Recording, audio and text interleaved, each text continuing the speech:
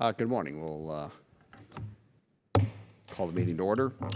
It is a full committee hearing on recommendations of the National Commission on Military, National, and Public Service. We have three witnesses here: the Honorable Dr. Joseph Heck, who was the chairman of the National Commission on Military Service. It's good to see you again.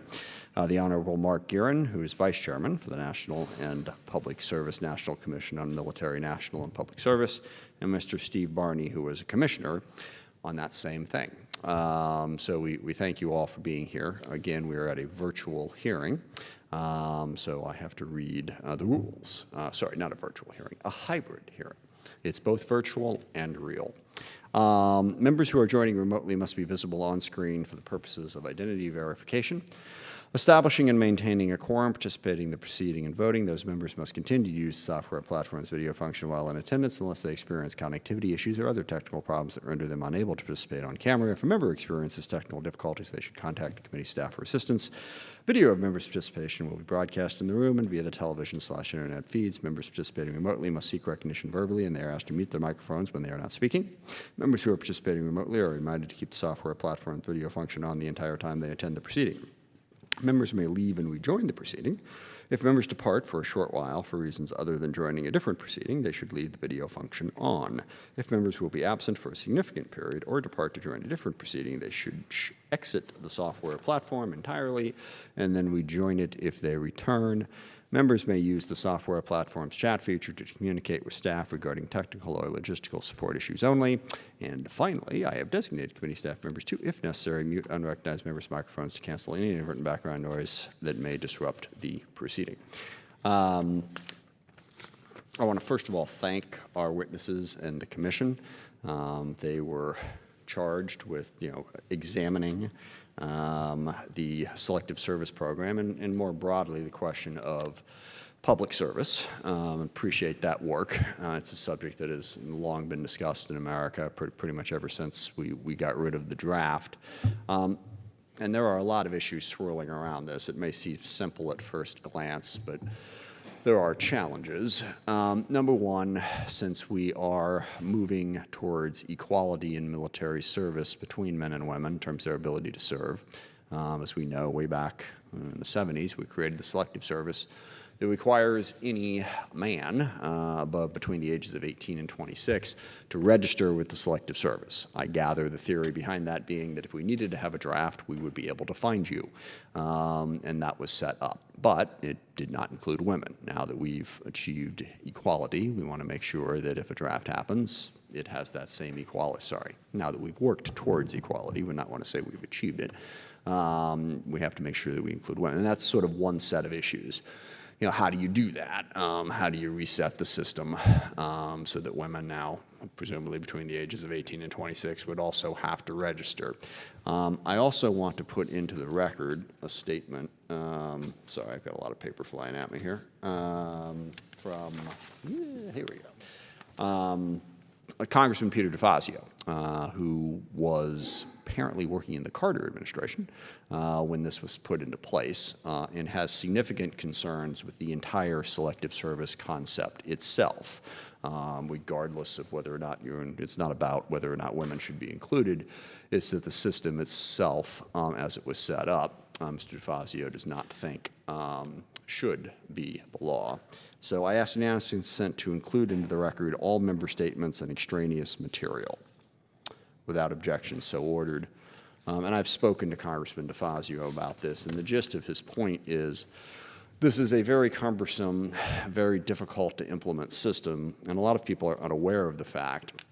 And then not only do you have to register for the Selective Service, but under the law, you are required to basically let the government know where you are between the ages of 18 and 26, which I can assure you virtually nobody does.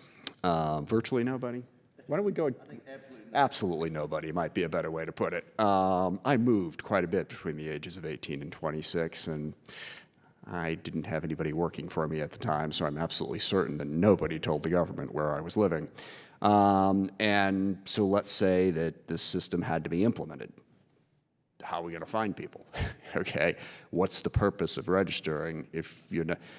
Alternatively, and this is an ironic fact that I just learned yesterday about this, so if we were to include selective service in the defense bill this year for women, it would have a mandatory score.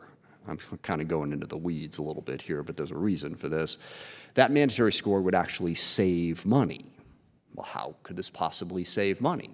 Because there's also a whole set of laws that if you don't tell the government where you are between the ages of 18 and 26, there are a wide variety of federal benefits that you are not supposed to qualify for as a result.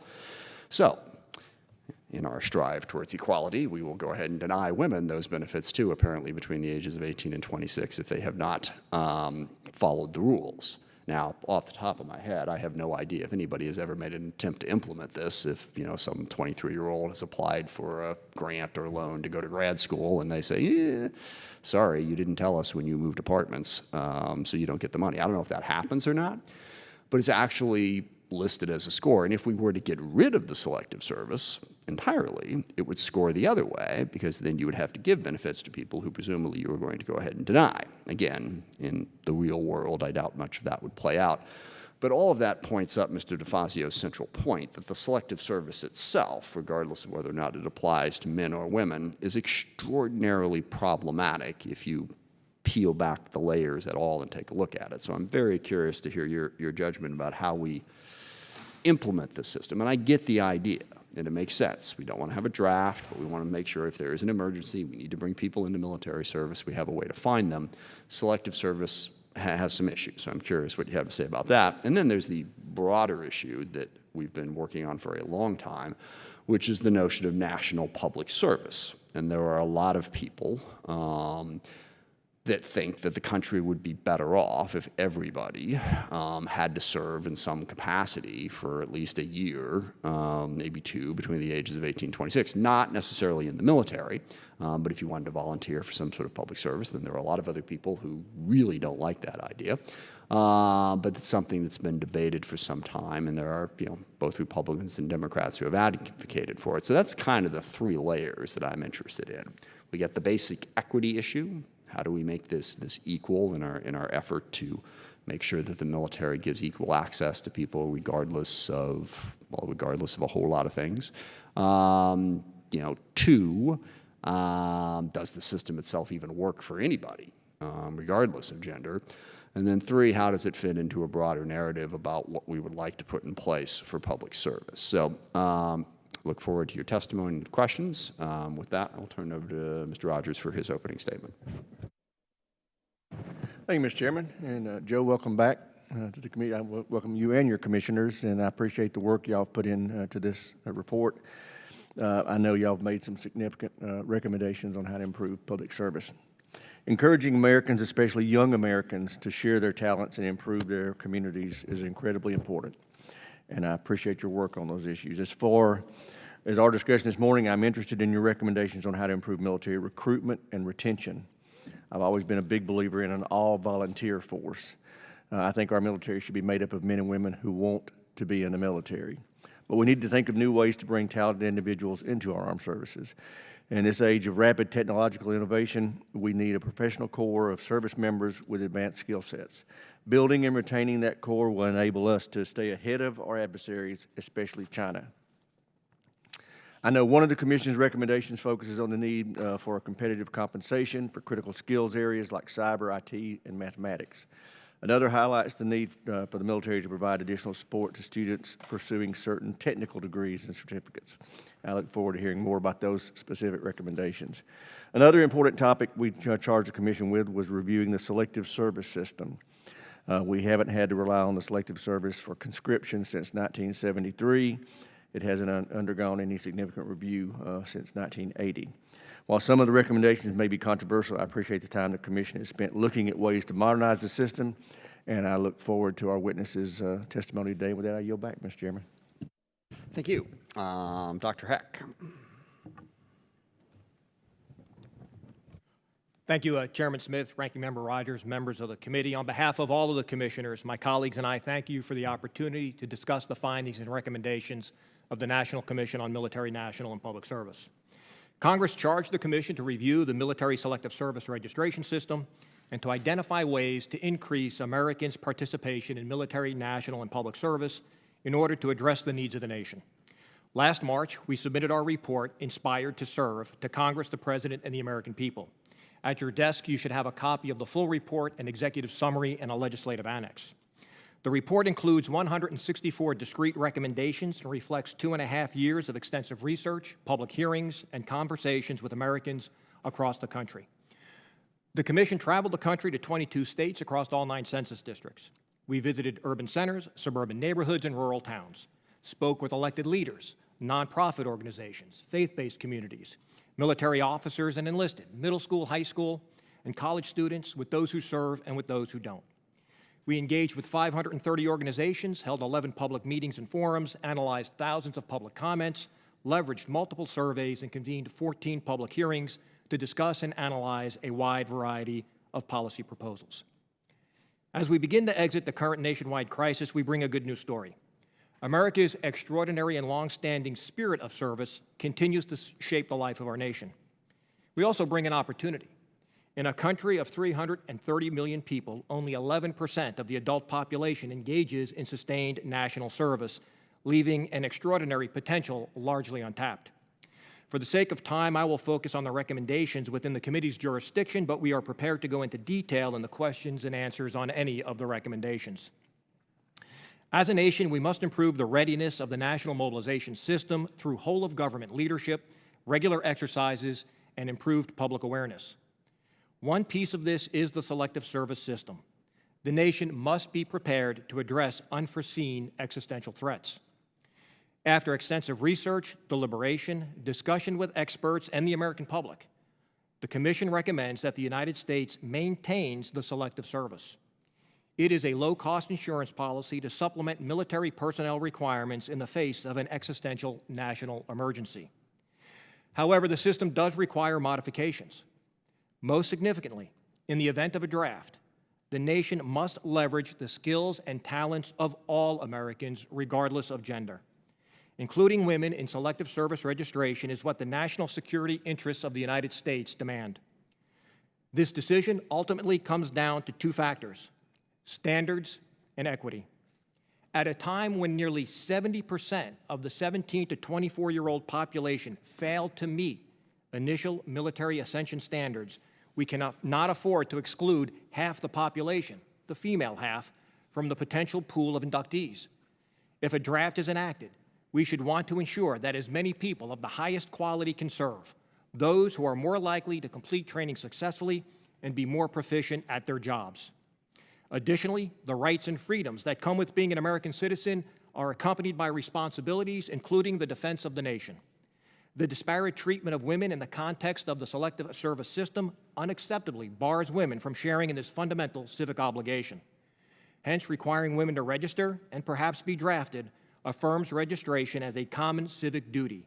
America is simply stronger when we all engage in the obligations of citizenship.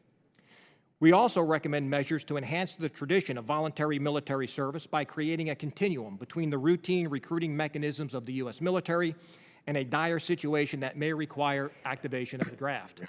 For example, creating a critical skills individual ready reserve of Americans without prior military experience who would immediately join as their skill sets are needed. Creating a national roster of individuals ready to volunteer in a national, state, or local emergency. And a formal presidential call for volunteers to join the military prior to initiating a draft. We also identified critical trends that indicate a deepening of the civil-military divide and raise questions about the long-term viability of the all-volunteer force. First, gaps in understanding and interaction between civilian and military communities have grown as a smaller percentage of Americans participate in military service. Second, enlisted recruiting remains uneven across the United States, with certain geographic regions furnishing a disproportionate share of recruits. Third, less than 30% of American youth are eligible to join the military without a waiver, and even fewer are interested. Among our recommendations are for the Department of Defense to increase investment of recruiting resources in underrepresented markets and hometown recruiting programs, expand youth citizenship programs such as JROTC, and encourage broader use of tools such as the Armed Services Vocational Aptitude Battery Career Exploration Program.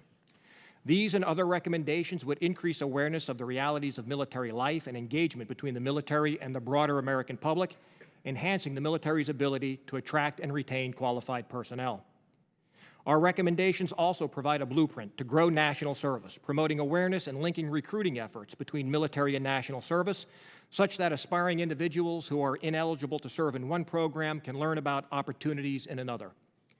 Our report recognizes that public servants are vital to the security and well-being of the nation and offers a roadmap to attract the next generation to public service, proposing ways to transform recruiting, improve internships, attract and retain critical talent, modernize benefits, and create new pipelines to public service.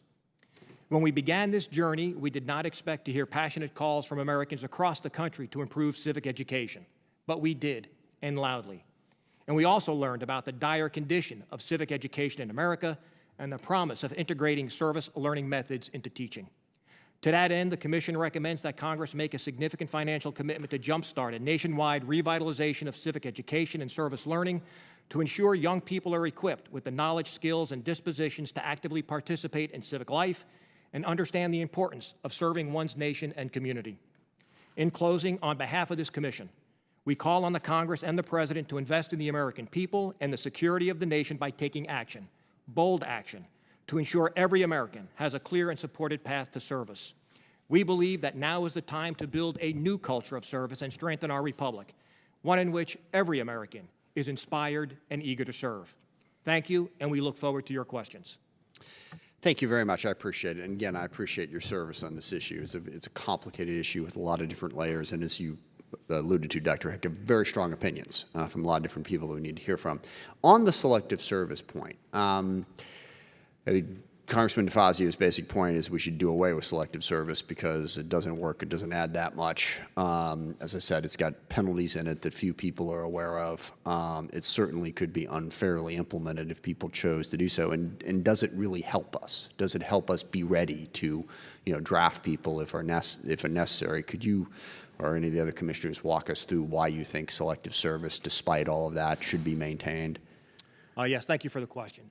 So in discussions with the Department of Defense as well as other experts on the issue, including Bernie Rosker, who helped to re-implement the selective service registration under the Carter administration when President Carter re-implemented registration, we came down with the fact that the selective service system registration model serves multiple purposes, not just the ability to have a ready pool of potential inductees. One, it sends a message of resolve to our adversaries that the nation as a whole is ready to respond to any crisis. It also provides recruiting leads to our military services. So when the individual at the age of 17 or 18 registers for the first time, that information is then provided to the military services. So it's not by chance that somebody at their 17th or 18th birthday gets that postcard that says, have you ever thought about joining the Army, Navy, Air Force, Marines, or now Space Corps? So it provides generating leads for potential recruits. But certainly, most importantly, it provides for that low-cost insurance policy at a cost of $26 million a year, which was the FY21 budget. The selective service registration system allows for us to be able to respond to an existential threat that far exceeds available military manpower, which right now stands at about 2.1 million individuals in uniform if you include all active forces, standby reserve, and ready reserve. Do you know how it's enforced if people don't comply either with the initial registration or with the follow-up requirements? Right. So previously, the two major penalties were the inability to obtain employment within the federal government or to qualify for federal financial aid. So, for instance, when you were filling out your FAFSA and you were doing it online, if you checked the block that you were male, ultimately there would be a question that asked whether or not you were registered with the Selective Service. If you checked no, you would be directed to the Selective Service registration site to register. If you failed to register, then you would not qualify for federal financial aid. Likewise, later on, if you were to apply for federal government employment, you would be asked whether or not you were registered with the Selective Service, and if you answered no, you would not be eligible for employment. But do they, on the issue of people moving and not being able to be found, I mean, that's the whole point, is to know where people are, not just that they register. How does that work in practice? Yeah, that is a great question, Congressman Smith. And in fact, you are correct. While there is a requirement to notify the system of changes of address. There really is, at this time, no enforcement mechanism. And we believe that part of that is due to the fact that very few males know that they've even registered with the Selective Service System because it has become a passive process, which is why one of our recommendations goes to reinvigorating the process by which one would register so that you truly understand the solemn obligation that you are making to respond to the defense of this nation in times of crisis. Right now, most states will automatically register you with the Selective Service when you apply for a driver's license. And so because people don't know they registered, they don't know that they need to update the system when they move. Yeah, final question is on the all-volunteer force. A lot of headlines have been made about how many, people, eligible ages are not medically qualified. Now, and I didn't know this for a long time, but there are a lot of things that presumptively, take you out of the military. If you've had any kind of surgery, as I understand it, if you got a nose job when you were 16 for one reason or another, you are presumptively disqualified. Now, there are waivers, and a lot of times these waivers are given, a laundry list of things. So when we hear that scary 70% figure, most people envision that, everyone's out of shape. But what is sort of the real figure in terms of, how to ask this question? A lot of people get waivers, okay? Is there any way to calculate, okay, it's 70%, but of that 70%, half of them would routinely receive a waiver? Right, another great question. And so let me put it in roughly absolute numbers, because these numbers do not include those who get the waiver. It includes those that, are not eligible for waiver. So if you think about it, okay. in any given year, there's about 32 million individuals in the 17 to 24-year-old age group, which is the prime recruiting category. If you look at those that are no longer eligible, not just because of medical, but because of fitness, because of behavioral health, because of prior law enforcement issues, because of psychological problems, because of drug addiction, we're down to a pool of 9 million. Right? Of that 9 million, if you look at those that are considered highly academically qualified, that is roughly an AB student in high school or a score greater than 50 on the Armed Forces qualification Forgive me, test. so not me. But You're now down to 4.5 million out of that pool of 32 million. And then if you look of that pool of 4.5 million, how many of them that are now eligible, highly academically qualified, are propensed or have thought about joining the military? You're down to 450,000. But just to be clear, the 70% figure you're saying is 70% of the people who wouldn't even qualify for a waiver. Correct. Okay, so it's actually as bad as Yes, it sir. appeared. Well, thank you very much. Mr. Rogers. Thank you, Mr. Chairman. In my opening statement, you heard me talk about the threats that we have in new warfighting domains that we have to be conscious of. We just created a brand new military service to try and meet the challenges in one of those domains, and it's a very technical skill reliant service. Same thing's true of cyber. This committee's looking at the possibility of standing up a digital service academy to help train our civilian and military personnel in the skill sets necessary to compete in the cyber domain. I'm really interested in what your thoughts are about how the military can better recruit the highly technical skill sets that we need to fight in these warfighting domains. What do we have to do to compete for those people? Anybody? So thank you for the question, Congressman Rogers.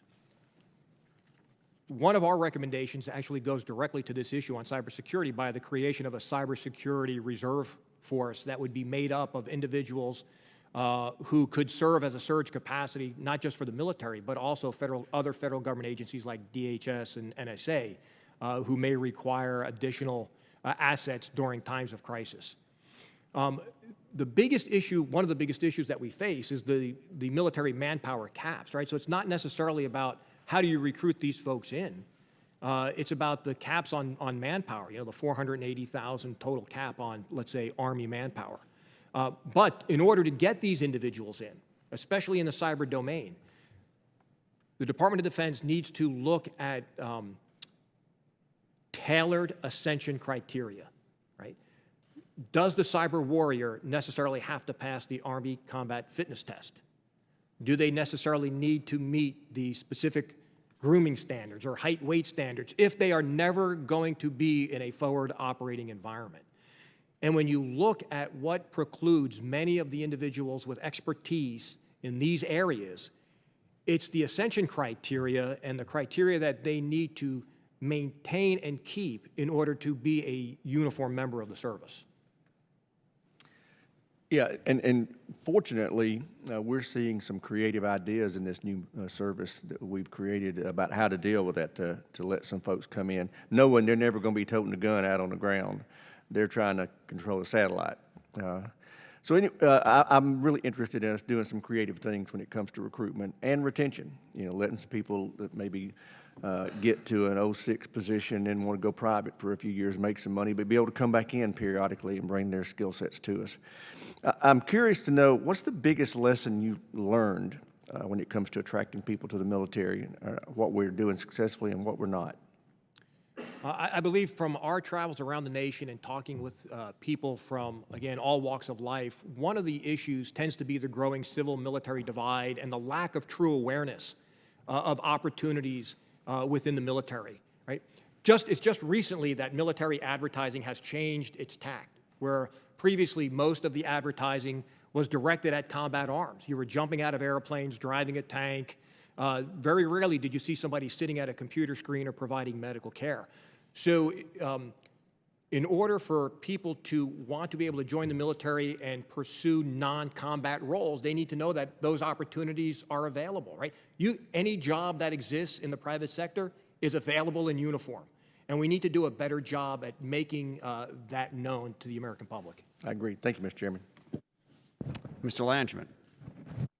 Thank you, Mr. Chairman. I want to thank our witnesses for being here, particularly Dr. Heck. Nice to see you back before the committee. So I want to thank you all for your extraordinary work. I look forward to reading the report. The Commission recommends expanding national service opportunities for individuals with diverse abilities so that they may participate in and benefit from national service. Mr. Guerin, what national service opportunities are currently open to Americans with disabilities, and do you have recommendations where to expand these opportunities? Thank you, Congressman. One of the things I think a major takeaway that we had from our time traveling, as Dr. Heck said, is the tremendous wellspring of interest in service. But the confounding and disappointing thing is the barriers that exist, sometimes barriers to service. And so part of our recommendations is a whole stream of pilot programs to allow the Corporation for National Community Service to explore other ways and streams of service that could be a part of it, certainly. And while there are some examples, there is no question that the opportunities that are before Americans do not match the interest of particularly young Americans in service. Thank you very much. You know, I think of what we're going through in the pandemic and the shift to remote teleworking, and then also our needs in the area of cybersecurity, and certainly how people with disabilities could have plenty of opportunity to contribute talents there. No question. As well. So in another area, it seems like civics education is being, unfortunately these days, politicized. And as a result, we end up stalling on civics initiatives. I'm sure you experienced this when coming up with the civics-related recommendations. Dr. Heck, if I could just ask you, how can we reframe civics education to make it clear that it is pro-democracy, not pro-political party, and ensure people know the roles of local and federal governments? Yeah, thank you for that question, Congressman. Certainly, what is the bipartisan, bicameral Civic Secures Democracy Act of 2021 is a good start. You know, we certainly found as we traveled the nation, and the data clearly shows, 22% of American adults cannot name any of the 3 branches of government. 37% can't name or don't know any of the rights guaranteed by the First Amendment.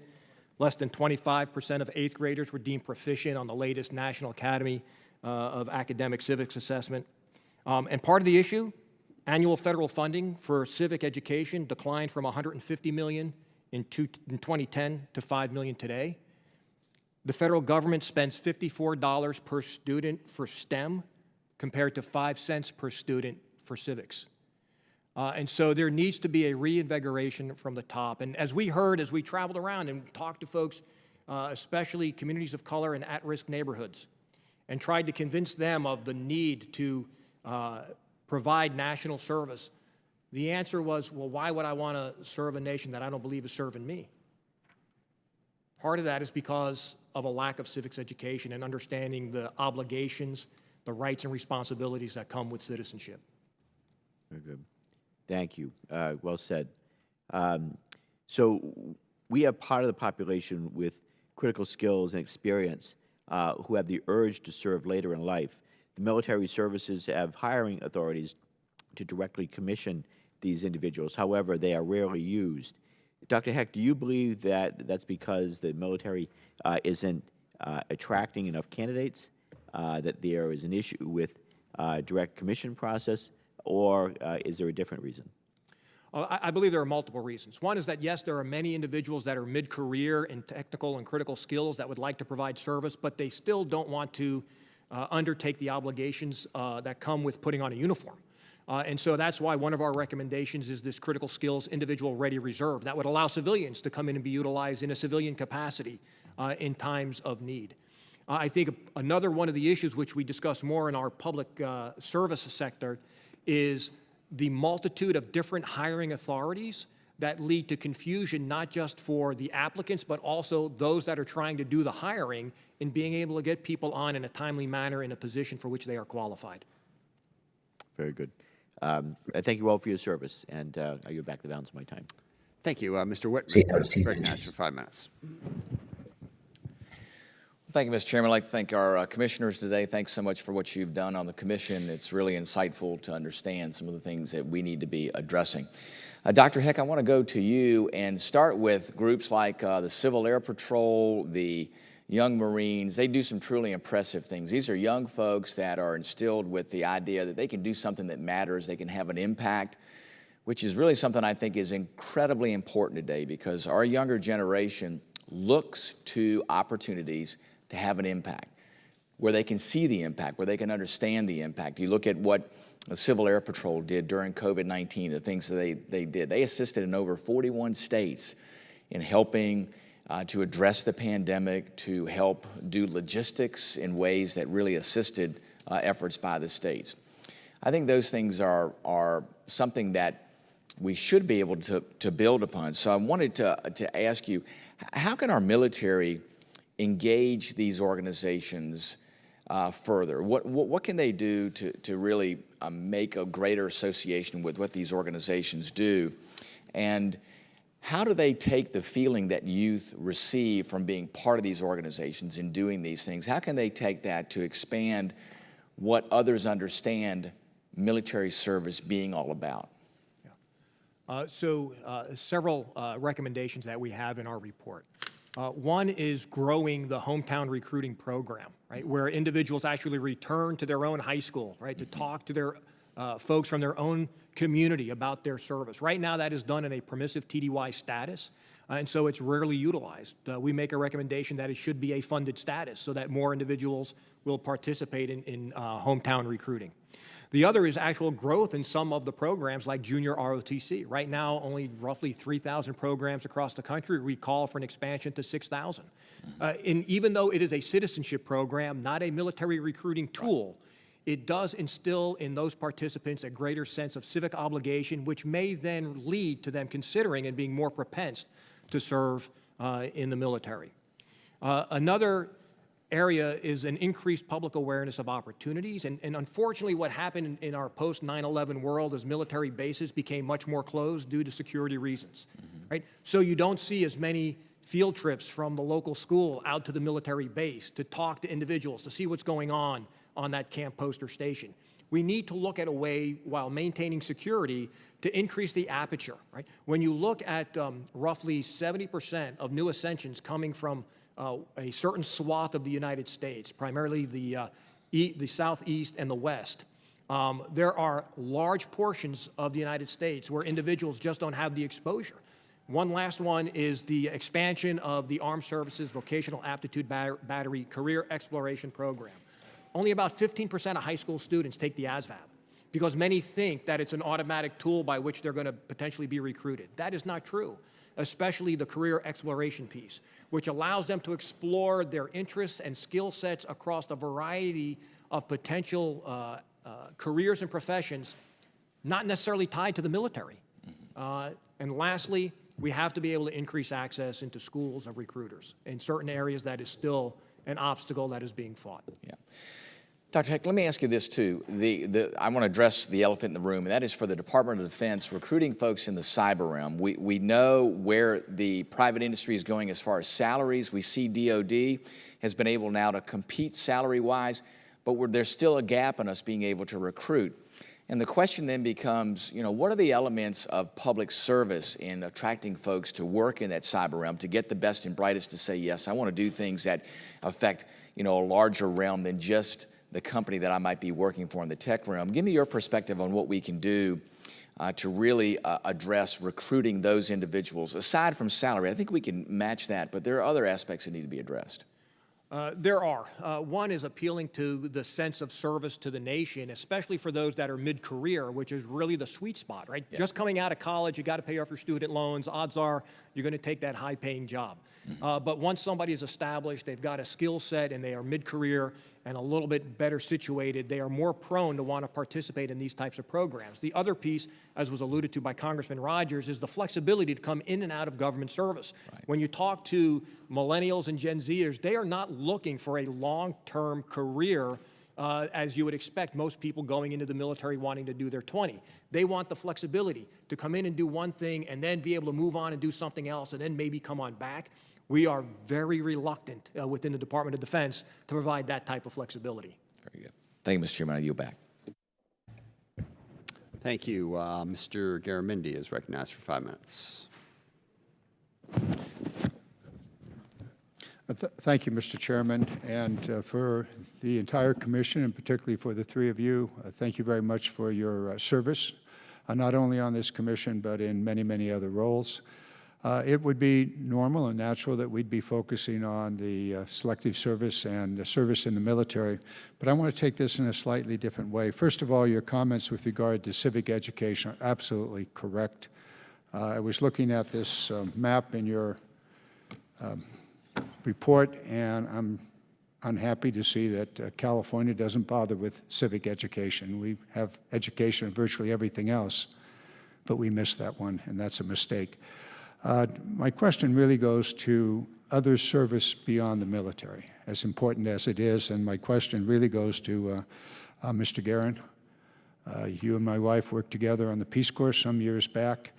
Could you describe to us the role, the international role of service of many kinds, Peace Corps being but one, and the way that it interacts with the military on the soft power side? Thank you, Congressman, and thank you for your Peace Corps service, most importantly. It was an enormous privilege to serve as Director of the Peace Corps because I was able to see the extraordinary Americans who volunteered in that way and the difference they made, bringing their skills and peace and friendship to countries that need and want our help. If I may, what was a particularly frustrating dimension of it is that we had during my time as director, 10,000 applications to serve as Peace Corps volunteers, and we accepted 3,500 due to budget limitations. So we have to get our head around the fact that we're saying no to 6,500 Americans who've raised their hands in this way. And what we found over the course, as Dr. Heck said, of our commission, it was like de Tocqueville traveling the country. The great news is Americans want to serve. There is a predisposition, as de Tocqueville said 200 years ago, for service. I saw that at the Peace Corps, I saw it on the corporation board, but we're not honoring that with the opportunities. So what we've called upon here is a really bold, integrative plan to increase it to 1 million positions of national service opportunities, full-time for young people. Now, there would be 80,000 when you combine AmeriCorps and Peace Corps today. This is significant over the next arc of 10 years. So on the 70th anniversary of President Kennedy's important call to action in his speech, we would have that kind of bold vision. I think what that would mean is the experience of Peace Corps volunteers like yourself and your wife and others who would come back to the United States, in many ways for all the good work that Peace Corps volunteers do in the developing world. In many ways, the domestic dividend to our own country is every bit as great. In public service that is recognized, in education and medicine, across careers, family life, and community building. So there is a whole thread of service. The Peace Corps is part of it. In the past 25 years, sort of AmeriCorps has led this way domestically, but it integrates very much. And that was the wisdom of this commission, for the first time ever, to integrate military, national, and public service. There has never been this holistic charge by the committee and by the Senate. And I would offer the kind of recommendations that are before you to integrate all these streams of service in a very big way, responding to needs and integrating service, both domestic and foreign. I thank you for that. In a hearing, actually a meeting with the former commander of the Indo-Pacific region, he said that we should send out to the Pacific Islands, resend Peace Corps volunteers as diplomats to establish the presence of America on those islands, Palau, New Guinea, et cetera, because the military couldn't do it as well as volunteers, and Peace Corps being but one that could serve that purpose. Finally, Mr. Heck, or Dr. Heck, you said about service not wanting to serve, and this goes back to Mr. Guerin's work. Ask not what your country can do for you, but rather what you can do for your country. JFK. Thank you very much. I yield back. Mr. Gallagher is recognized for 5 minutes. I'd like to pull the string on the civics education recommendations. First of all, thank you for your work. I co-chaired a cyber commission for the last 2 years, and so I understand what a difficult undertaking it can be, and really look forward to digging into the report more and grappling with the recommendations. I'd be curious, and I consider myself a supporter of civics education. I think the problem you lay out is a really stark one nationally. But I'd be curious in your analysis, because I believe the recommendation is ultimately to increase the amount of money to the tune of $200 million a year that the federal government provides to state and local educational authorities. I guess 2 questions. What in your analysis led you to believe that this is primarily a problem of insufficient resources? And then the second one is, would it be fair, second and related, for us to, now that we've just had a massive infusion of federal resources to state and local educational authorities, would it be fair for us to sort of think about how those resources might be leveraged for civics education, if either of those makes sense? Dr. Heck. Yeah, thank you for the question. So the issue regarding resources, if you look historically as federal funding for civic education was decreased, so was the amount of education that was taking place. As we shifted more focus to the STEM fields, there's only so many hours in an academic day. And that's why you see other things like physical education and shop class falling by the wayside, because the money was coming for STEM education, therefore school districts were going after STEM education to get the money. So there is a question about resources. And that's why we proposed the $200 million Civic Education Fund to provide grants to school districts, local education authorities, higher education, to reinvigorate civic education. Now, we don't delve into dictating curricula. Obviously, that's the domain of the states. Yeah. But there are certainly many models out there that have been successful. The Sandra Day O'Connor Act in the state of Florida is but one.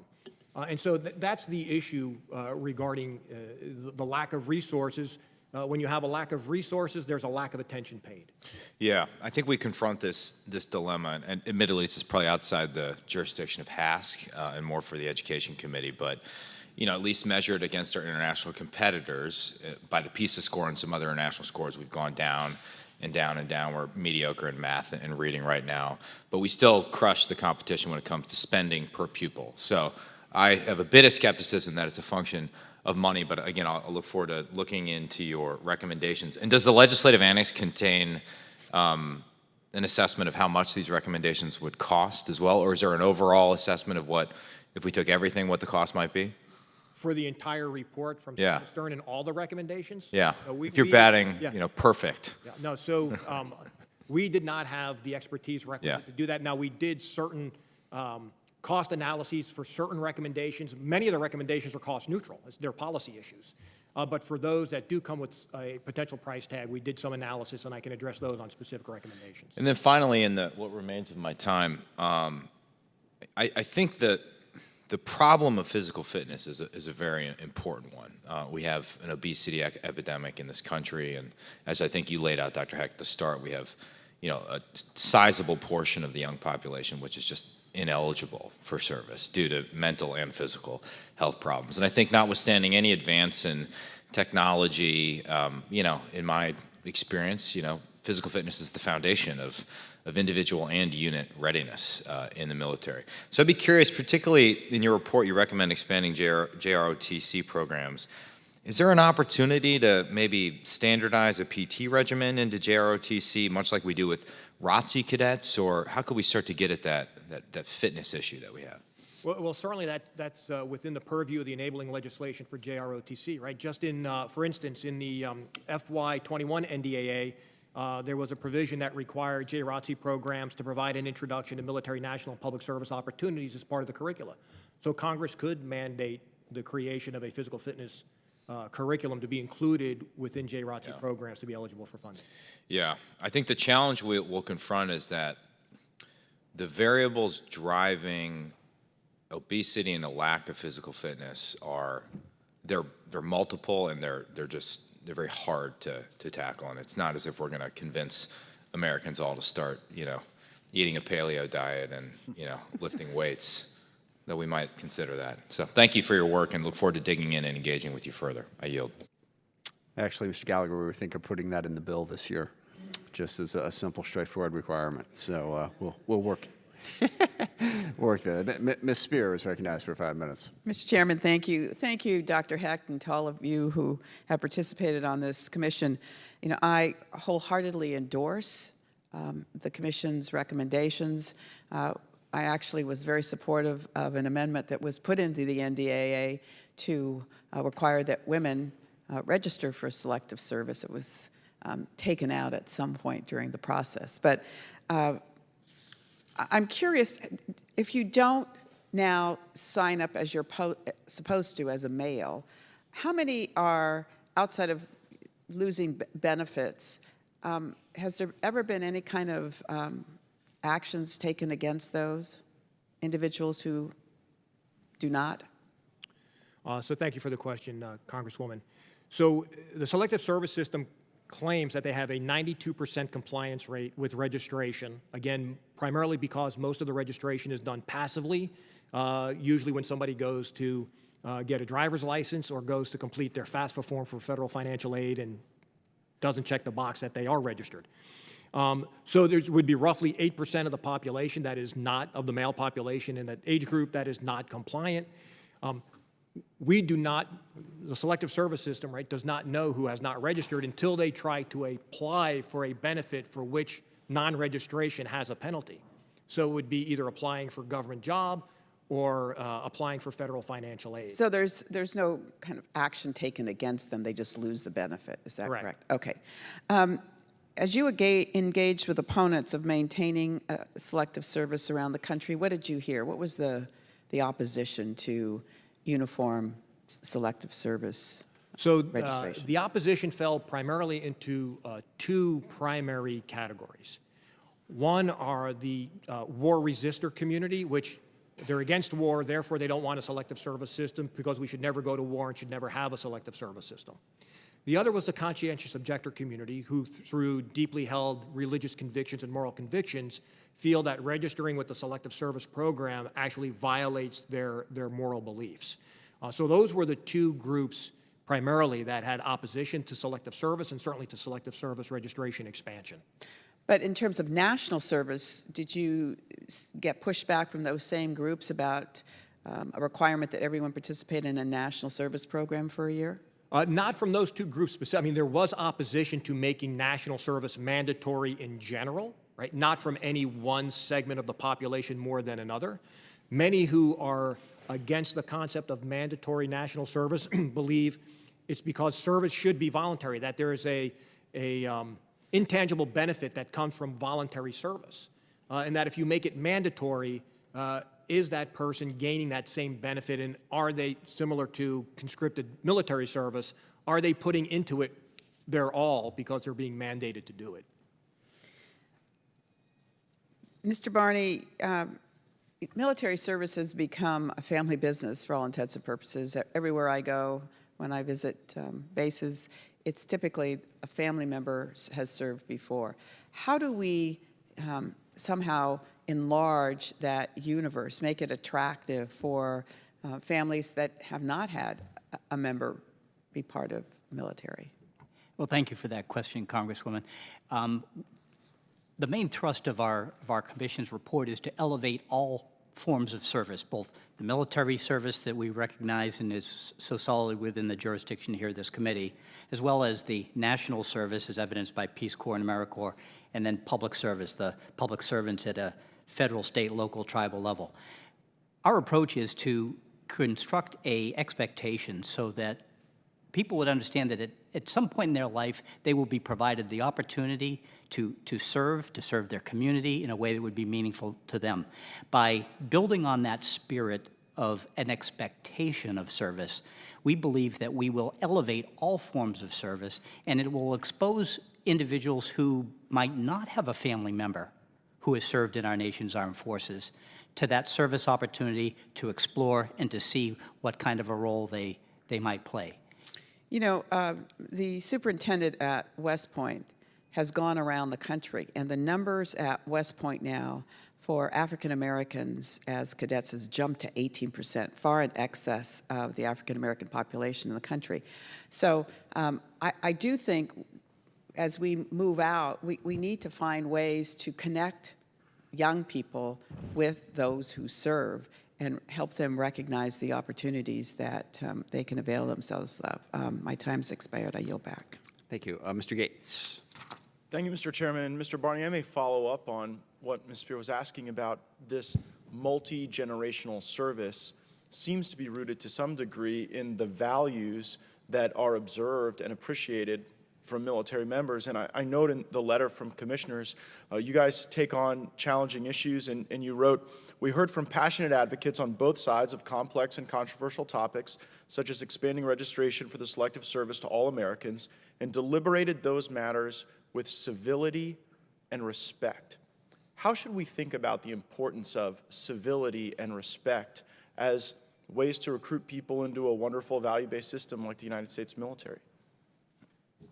Well, Congressman, one of the things that we heard when we met with people who had served in our armed forces, including those folks who came from a generation where the draft was in effect, and many people who did not want to serve had their first opportunity to serve alongside people who were different from them, from different parts of the nation, and to do something together in a way that was totally outside their experience. The experience of service does that, sir. And we believe that by providing more opportunities for people to learn about service, we can open up opportunities for all Americans. One thing I might say is that when we talk to family members of young people who are planning their future, and we talk about things like military service, we sometimes heard, well, I really don't see my son or daughter being a trigger puller in the military. We need to do a better job as a nation in informing people of the broad opportunities that exist within our country to serve, and well, that every population, every occupation in our nation is represented in some way in our military services.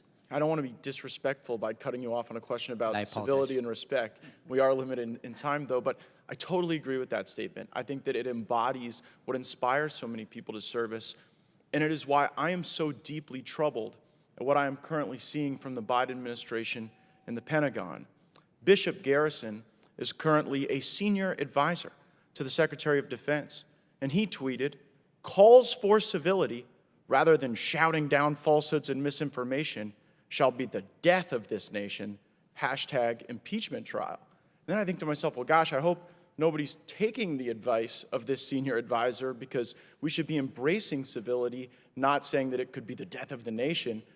And then I see what's happening to people who serve, particularly Lieutenant Colonel Matthew Lohmeyer, who was relieved of his squadron command because he presented scholarship on Marxism and critique of critical race theory, which is an ideology that trains our service members to hate one another based on identity.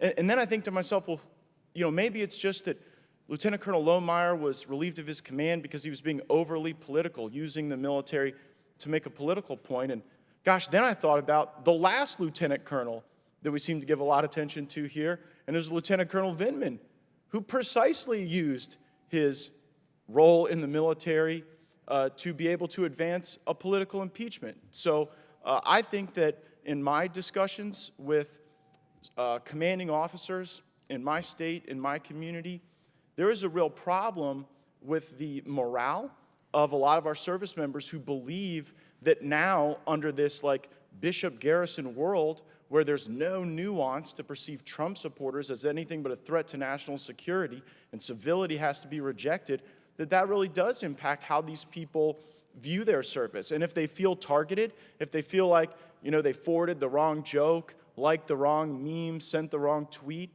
that somehow their career will be over, that is going to impact our recruiting as much as any of the issues that we're discussing today. And maybe we wouldn't be in a position missing our recruiting requirements, having to even talk about forcing women in a compulsory way to register for the Selective Service, if we were treating the men and women who volunteer for military service a little bit better than we are now. And I am grateful that the chairman has held discussions about the extent to which these new paradigms and ideologies are impacting our service members, but we cannot possibly have a discussion about recruiting and the values of the military while people who feel like they might have a conservative perspective or a pro-Trump perspective are in fact targeted by military leaders who are rejecting the civility that you expressly called for in your letter. Thank you, Mr. Chairman. I yield back. Thank you, Mr. Carbajal. Sorry, Mr. Moulton is recognized for 5 minutes. I apologize. Thank you, Mr. Chairman. I feel compelled to respond to the remarkable lecture on civility from Matt Gates and about what men and women are forced to do. I am a Marine Corps combat veteran myself, and I would never claim to speak for everybody in the military. But certainly speaking for myself, as a veteran, I can say how refreshing it is to have a commander-in-chief who truly honors our military service. He happens to be the father of a veteran himself, and he's someone who understands what it takes to serve in the military and the sacrifices that a family makes as well. What a contrast to the previous president, who of course dodged the draft and called our troops losers and suckers. I'm happy we have Commander-in-Chief Biden. Now, on to the topic of the day. In your report, you note that awareness, aspiration, and access are the keys to national and public service. Now, as a student myself, I was fortunate enough to have someone in my life, the Reverend Peter Gomes, a good friend of Mark's as well, who reminded me of my duty to serve. And I'm grateful that I had that push that led me to join the Marine Corps. So I commend you for your mission to make service an expectation for the next generation of young Americans. It's certainly something I believe in strongly. But I want to ask you about the access piece, which remains a challenge. Everyone should have the opportunity to serve, but not everyone can afford to deviate from the traditional employment pathways they see let out before them, especially if they're dealing with huge college loans. So we should be willing to invest in those who will invest in our country. And I know you've looked at financial benefits of service, but rather than asking students to take out enormous loans in the hopes of receiving public service loan forgiveness, did you consider building a pathway to college through GI Bill style tuition assistance for more than just military service? I'm happy for anyone to answer that. Thank you, Congressman. Let me start on that. You're absolutely right, and as I alluded to in response to Congressman Langevin, what we found was the barriers to service that exist, and a significant one is the financial barriers to service. It creates the kind of inequities that one would rightfully be concerned about. As you'll see in our recommendations, we urged increase in the AmeriCorps and Senior Corps living allowances. Far too many conversations we had across the country, members were speaking of the very tough financial circumstance they were faced with. The Siegel AmeriCorps Education Award, we called for reforming that to make it sure that it was tax exempt, to allow for cashing out options. There's a myriad of recommendations on the financial side that I would commend to you.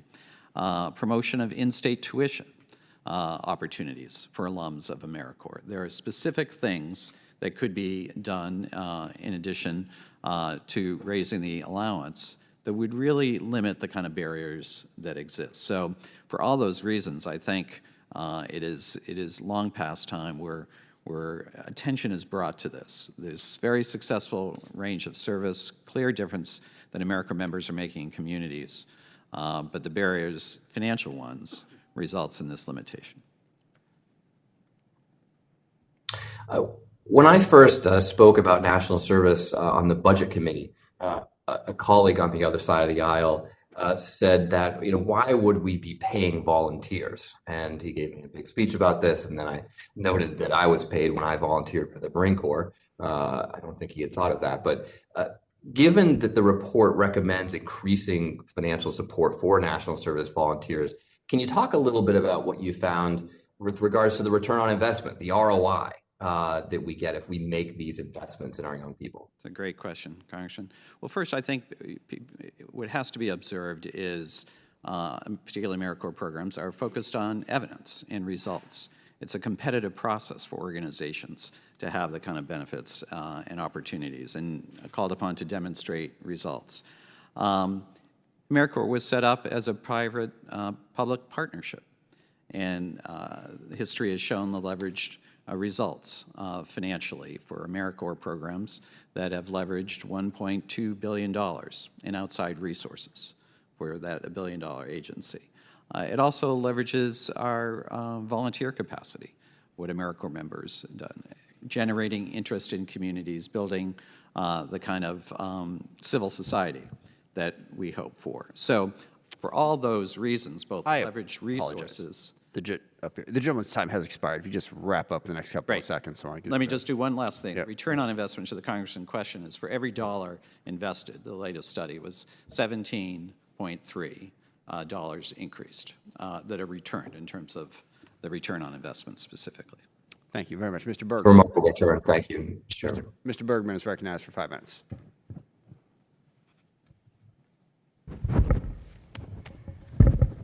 Thank you, Mr. Chairman. That was a surprise. According to the sheet I got from my staff, I was way down the totem pole, so thank you. Gentlemen, over a year ago, you released your initial your report, just about the same time we shut down for COVID response. And I had a chance to study it for the first 3 months. I think there was like there was a lot of pages, but 120 some were data, and the rest was the bibliography. But thank you for all you did. Usually life gives you, when you study it, it's going to give you more questions than answers. So, Dr. Heck, early in your comments in your opening statement, you talked about standards and equity. Could you give me an example of standards and equity, what you're referring to there? Historically, when the Department of Defense has difficulty in meeting its end power requirements, it lowers the standards to increase the pool. Okay, let's just go right to, give me equity. Give me you said standards and equity? Did I get it right? Yeah, that's correct. Well, how about the equity piece? So the equity piece is allowing individuals to fully participate in their obligations of citizenship, to include defense of the nation. And so by discounting half the population from even being considered to defend the nation provides an inequity to the population at large. Okay. I'm going to have to think about that a little bit more. We may have some follow-on there. You talked about JROTC increase. Okay, that's pretty much in the K through 12 realm, obviously, as we know, JROTC in high school or junior high. What about, did you consider any kind of ROTC increase? Because now we have, especially public institutions, who are shaping the minds of our young men and women. What about ROTC? Congressman, thank you. We looked at the great success that our nation has seen with ROTC programs, and we observed that there was a great opportunity as we look to increase the participation by the next generation in public service by establishing programs similar to ROTC, but would be focused on developing the types of skills to get people to enter into public service careers. Our report also talked about introducing a cohort of civilians into the military service academies. This would be an opportunity, as we think about the reported civilian-military divide, to have both young people... I hate to cut you off. I know you've been trained to answer a question in many words, and I appreciate that. Okay, I'm a Marine. The fewer the better. What's the incentive for an individual to take advantage of any of these programs? Anybody can answer that. What's the incentive? We lay all these things out there. What's the incentive? For many people, it is the incentive to reduce their cost of that post-secondary education that is the gateway to service either in the military or in public service. So it's okay to use money as an incentive? Yes, sir. Absolutely. Okay. Free market. How about the minimum age to engage? 5th grade, 3rd grade, 10th grade? What do you think? Well, thank you. So, Congressman, we lay out what we term a kind of cradle-to-grave pathway to service. And we believe that the sooner you engage individuals in service at the earliest possible age, the more likely they are to then want to serve again in the future. And so, for instance, we talk about potentially at the middle school level a well-defined service project that they engage with in a finite project with their classmates. Of course, civic education begins in kindergarten. And should be not a one class on U.S. history, but... And I hate, Doctor, I hate to cut you off because I know that we try to stick to the time here. Have there been any deliberations that you had in your work with the K through 12 educational leaders, whether it be school boards, academic, teachers unions, et cetera? Did you work with them at all to see about their reluctance or support of infusing into a core curriculum opportunities for kids? Yes, I mean, as we traveled the nation and met with folks from all walks of life, that included school board members, teachers. And what was their response overall? They, to a person, universally support a reinvigoration of civic education in the K-12 system. Okay, good. And with that, my time is up. Thank you, sir. Thanks, sir. Mr. Carvajal is recognized for 5 minutes.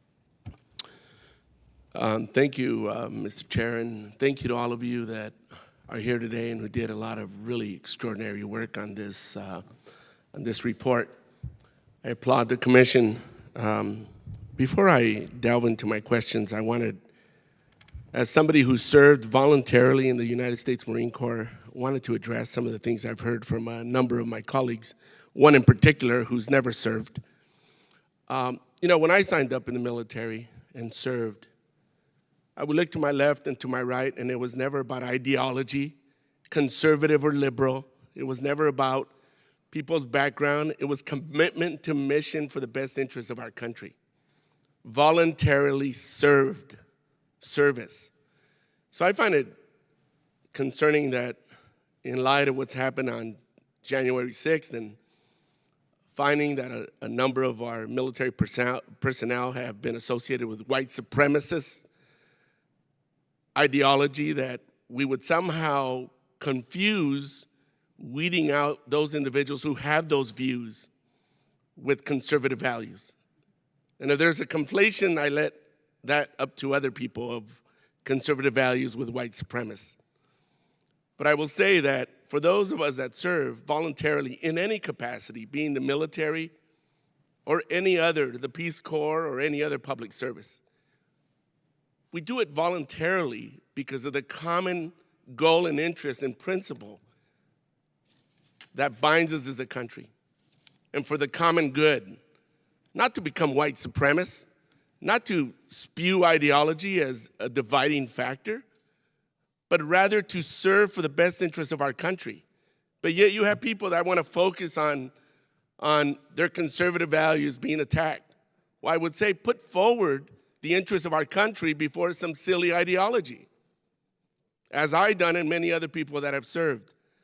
So I will say, moving on from that statement to address what was said earlier, I applaud what the commission's done to inspire and to serve the report and the recommendations that have come forward. At the end, it's about cost, and I know you've touched on that a bit. And to that end, though, if we were to move forward, what are you envisioning? New agencies, offices, departments needed to stand this effort up? What do you envision to be able to do that? Thank you, Congressman. So, I mean, I can give some examples of some of the cost factors associated with some of the recommendations. One of the recommendations is to create an overarching interagency council on military, national, and public service. It's estimated that that would potentially cost about $5 million per year based on similar councils. Expanding JROTC to 6,000 programs by the year 2031 would cost about $900 million in 2031, $400 million more than the projected status quo.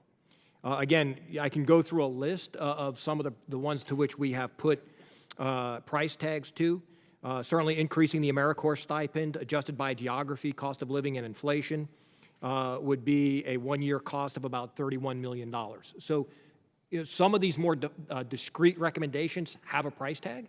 And as I mentioned earlier, some of which that are just require changes in policy come at no cost. Thank you. How did you balance the differing stakeholder viewpoints in the recommendations? So we held open meetings around the country. We advertised them, did local outreach to make sure that we had a diverse cross-section of the U.S. Population present at our public meetings. And we also, which as far as I know is not common to congressional commissions, at the end of every public meeting, we provided a large block of time for public comment to allow individuals to come up and to speak on the topics that were directly addressed or any of the commission's mandates. After we went around the first time around the country doing that, we then went back around the country again with formal hearings once we came up with some potential policy discussions where we had subject matter experts from across a diverse universe come in and provide their expertise, both pro and con, and again, allowed public comment. In addition, we solicited public comments through our website via a Federal Register notice. We received over 4,000 public comments that we went through and culled as we then, as a commission, met to go over our potential recommendations and ultimately vote on what was included in the final package. Again, thank you for your work to harness the best of the American people. Thank you so much. I yield back, Mr. Chair. Thank you. Mr. McLean is recognized for 5 minutes. Hey, thank you, Mr. Chairman. My question is, in the executive summary you provided to the committee, you highlighted the need for greater educational outreach to students in K through 12. In addition to this committee, I'm actually a member on the House Education and Labor Committee. So my question to all is this, is what message should I be taking back to my colleagues on the Education and Labor Committee to ensure that your commission has the resources to reach our nation's youth? How can I help? Thank you, Congressman. I think there are two messages for your committee. One would be the importance, it's been touched upon, about civics education. It was not an initial charge of this commission, but as Dr. Heck has said, it came through loud and clear across the country, and I think that would be very important for the committee. Okay. Secondly, as we talked about the importance of service learning, we recommend a service learning fund. It had been part of initial efforts, but it's a reflective component to civic education that I think would be really important, and I would commend for the Education Committee. Okay, thank you. And then what you finding to be the greatest roadblock in the education establishment that is preventing you from better informing students on their post-high school options in either military or public service? What are your roadblocks? I think some of it has been referenced is the lack of awareness. It's rather stunning. One of our recommendations calls for a one-stop shopping opportunity platform that would expose students, organizations to the various streams of service. And I think that would be a very innovative effort to broaden the awareness. Secondly, calling for an awareness campaign, resources put in to exposing the streams of service to young people. I'm sorry, I missed a campaign to do what? An awareness campaign about the various streams of service.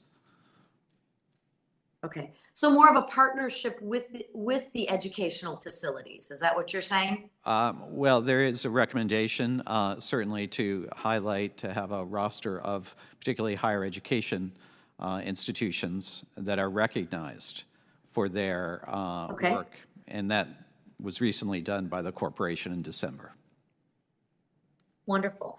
I just think if we focus on what unites us, and we provide a positive message for our youth and a positive vision, we just get a lot farther. So thank you all for your time. And with that, I yield back.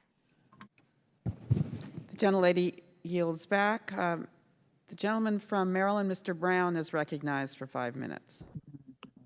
Thank you, Madam Chair, and thank you to Chairman Smith for hosting this, excellent hearing today. I want to thank Dr. Hecht, Mr. Guerin, Mr. Barney, for your work on the final report, Inspired to Serve, and for your appearance, your testimony before the committee. So the commission noted that, and I'm quoting, widespread use of deferments, particularly those for college students who were more economically advantaged, created a feeling that Black Americans were disproportionately drafted and sent into combat, fostered a sense of inequity that today still strongly influences public perception of the selective service system and the draft. So my question, and directed to you, Dr. Hecht, but certainly any member of the panel may want to weigh in. In your work, did you identify any other notable issues that led to differing perceptions of service across our diverse communities? And were these a barrier to service and perhaps even a barrier to retention and a long career? Thank you for the question, Congressman. As you rightfully pointed out, through the Vietnam era and the use of the draft, deferments, waivers, and exceptions were perceived to be disproportionately geared towards those of higher economic, social caste. That is why one of our recommendations includes, as a modification to the Selective Service Registration System, a review of the current deferrals, waivers, and exceptions to better reflect what is now a 21st century world. Other obstacles were alluded to by Mr. Guerin, especially in communities of color. It's the lack of financial support to be able to volunteer. And that is why our recommendations include increasing the living stipend. I mean, this is not a wage, it's a living stipend in order to have the person be able to afford to live someplace while they are volunteering their services. And when you look at return on investment in that regard, if you just look at like FY18, Forest Service volunteers were equivalent to 2,885 full-time employees with a value of $128 million of service that was volunteered to the nation and their communities. So we need to look at ways that the living stipend allows an individual to actually subsist while they are volunteering their services. Same thing for those that participate in the Senior Corps program, where they get roughly the equivalent of $2.85 an hour to go tutor an at-risk youth or to go sit with a homebound senior. So many of these issues revolve around removing those financial obstacles to participation. Let me also say that, an issue was raised by one of my colleagues earlier about how we treat people in the military and the perceptions it creates and whether or not that encourages or discourages participation. I would suggest that the way that we treat women And if this Congress doesn't address issues of sexual assault and sexual harassment, that certainly sends a clear signal and shapes a perception that our military service is not inviting to women. If we don't address the mistreatment of Black and brown soldiers, sailors, airmen, Marines, and Guardians under the Uniform Code of Military Justice, where if you're Black or brown, you're twice as likely to be prosecuted for an offense than your white counterparts, that sends a message and creates a perception that the military is not inviting to those communities. So if we want to attract a diverse and inclusive cadre of enlistees and even officers, I think the point made earlier in one sense is accurate. We need to look at how we treat people in the military, and there's real data that suggests that we're not doing the best that we can, and there's work to be done. Let me ask about the ROTC issue. It was raised. I really am pleased to see that the final report included a focus on fostering our youth to consider service and military service, and talked about expanding junior ROTC from 3,400 or so to 6,000 in 10 years. Can you talk about, because you did mention, Dr. Heck, in your testimony, sort of like the obstacles for the military to engage at the high school, middle school level. Are there any thoughts or recommendations about what Congress should do to change authorities or authorities to better engage our middle schools and high schools? So again, thank you for the question. So first, certainly the expansion of JROTC is all simply a matter of funding issues and the amount that DoD needs to put into the program vice the local school district. So certainly an increased appropriation to the Department of Defense specifically for JROTC growth. The other issue really revolves around recruiter access, and in certain geographical areas there are still significant obstacles because of a perception of recruiters coming into the high school, but we want to expand that. We think that when a military recruiters go into the high school, that there should be somebody from the Peace Corps, or somebody from AmeriCorps, that somebody's representing public service jobs, that this really needs to be a cross-cutting, integrated approach to recruit for service across the spectrum, so that an individual who may not want to serve in the military but wants to serve knows what their available options are, and it goes back to this increased awareness program. Gentleman's time has expired. Thank you. The gentlelady from Oklahoma, Representative Bice, is recognized for 5 minutes.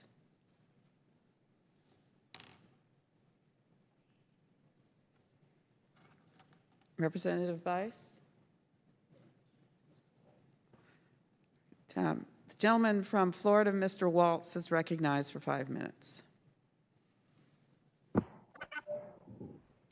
Yeah, thank you, Madam Chair, and thank you. I also want to second your comments and wholeheartedly endorsing this report. I've had some great engagements with you, Dr. Heck, and as we've talked about, there's a lot of hand-wringing, I think, across the nation on the divides within our society. I'm convinced that a lot of that is a byproduct of us moving now a couple of generations away from service, where in previous generations at 18 years old, you learned leadership, discipline, followership, teamwork, and importantly, and I think this is a point often missed, you did it with people that didn't look like you, didn't have the same backgrounds, didn't come from the same parts of the country, but you're all forced together.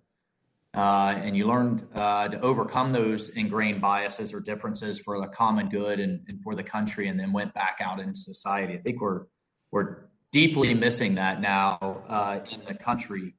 So I want to commend the work of the commission under your leadership. I think the recommendations are fantastic. My colleagues, Mr. Panetta, Mr. Bacon, Ms. Houlihan, and I were honored to introduce the commission's recommendation into legislation, the Inspire to Serve Act, last Congress and again this year. But today we're, because of the jurisdiction of this committee, focused more on military service. And I think we can agree that culture of service is critical to the sustainability of an all-volunteer force. Dr. Heck, you recommended increasing youth service opportunities, expanding educational pathways as a means to this end. In the FY21 NDAA, Mr. Brown and I included two provisions, one requiring DOD to develop a plan to sustain at least 6,000 JRTC units. I would certainly ask the chairman and the committee staff to help us in pressing DOD to respond with this plan, and then also to include STEM education and JRTC training. And building on those provisions, I plan to offer with Mr. Panetta and Ms. Houlihan related policies from the Inspire to Serve Act in this year's NDAA. These policies, amongst other, will include scholarship opportunities for community colleges, technical skill, to provide the technical skills the military needs to civilians coming in, but then also to service members to update their technical skills that we've talked about both with Space Force, with cyber, and others that are desperately needed. We are also going to work to include in the JRTC curriculum the full range of opportunities available. I would, Mr. Chairman, I commend adding physical fitness requirements to that, and I would posture that we should also add civic education requirements, and then finally to expand the Cyber Institutes program to universities with ROTC, including universities that focus on aviation and aerospace and cyberspace. So, Mr. Heck, can you discuss, you traveled the country with the commission, you had multiple hearings, heard from a lot of stakeholders. How would these policies incentivize service within our youth? Thank you, Congressman Waltz. And likewise, the commission thanks you and your other chair and co-chairs of the Four Country Caucus for your leadership in this area. Certainly, as we traveled the country and we identified the obstacles to getting more people aware, inspired, and access to service, the policies that you just outlined that are included as part of our recommendations are targeted at breaking down those very barriers, right? So you can't be what you don't know, and that's why we need to increase awareness, and that awareness has to begin early. And we've got to be able to provide a service opportunity that is meaningful to the participant, because we know that if they participate in a meaningful experience, they are more likely to serve later on or throughout their life. We saw that when we talked to Peace Corps volunteers that left Peace Corps and went into the military, military service members who left the military and went into Peace Corps, started Team Rubicon. When we met with seniors in the Harrisburg area, those that are participating in the Senior Corps, women were primarily teachers or nurses, the men were primarily public safety or prior military. They had served previously. So this is all about increasing awareness, trying to inspire more people to want to serve. Part of that is the incentive process. It may not just be financial, about paying off student loans or getting an education, but by getting the soft people skills that you are able to gain by participating in some of these opportunities. And then we want to make sure that everyone has a clear and supported pathway to access those service opportunities, hence growing to 1 million positions by year 2031, hence increasing JROTC to 6,000 programs by 2031, hence creating public service academies so that we can get the next generation of best and brightest wanting to become a federal, state, local, tribal government employee. So again, in the 164 discrete recommendations, we lay out this bold blueprint of how we reinvigorate the current existing service of spirit in America and morph that into a culture of service, where by 2031, it will not be uncommon for someone to ask you, where are you going to serve, not if you will serve. All right, the gentleman's time actually has expired, even though it doesn't reflect that on the clock. So you got a Thank you, Madam Chair, and I urge my colleagues to support these measures. All right. The gentlelady from Pennsylvania, Ms. Houlihan, is recognized for 5 minutes. Thank you, Madam Chair. And I wanted to speak, before I began, I wanted to really thank Chairman Smith for holding this very important hearing and for drawing attention to this issue that I personally care deeply about. As Mr. Waltz was mentioning, I'm a co-lead of the Inspire to Serve Act, which would implement the recommendations of this commission And I believe the hearing timing is really very critical at this point in time. I also happen to be a veteran who in my 40s joined AmeriCorps and the Teach for America organization, and service is very much central to who I am. I think it has shaped me in ways that I can't begin to explain, one of them being why I'm here right now. So I am grateful to the Commission for the work that they've done and the outline of the shape of what national service should look like. I'm not certain if my question is necessarily for Dr. Heck or for Mr. Gearin. I'm trying to figure out where the contours of your expertise areas are in this. But my question, my first one, has to do with the kind of consistent thing that I'm hearing through this hearing, which has to do with one-stop shopping and recruitment and awareness campaigns about the breadth of national service opportunities that are available to people, that are not just about wearing a uniform, but maybe about AmeriCorps or Senior Corps, those kinds of things. Can you speak a little bit more about those recruitment and awareness campaigns, like recruiting individuals who are potentially interested in service but who may not qualify for military service? How are we kind of encouraging them to maybe consider other opportunities? Is there something concrete that we can be sinking our teeth into to make sure that we are catching the spirit of service everywhere that it is? Thank you, Congressman, for your many streams of service.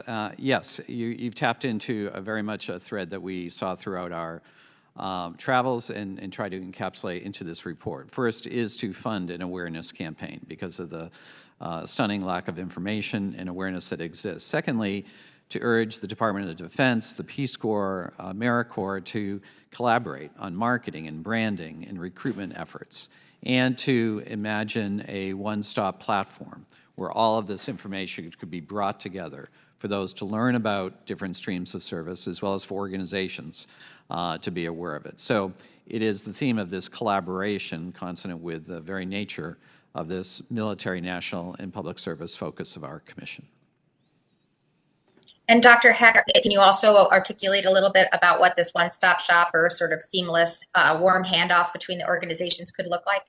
Yeah, that's a great question. I'll give you some concrete examples of what we propose. So when we met with military recruiters, we asked them, well, what happens when somebody comes in to want to join the military, but you realize they're not going to qualify?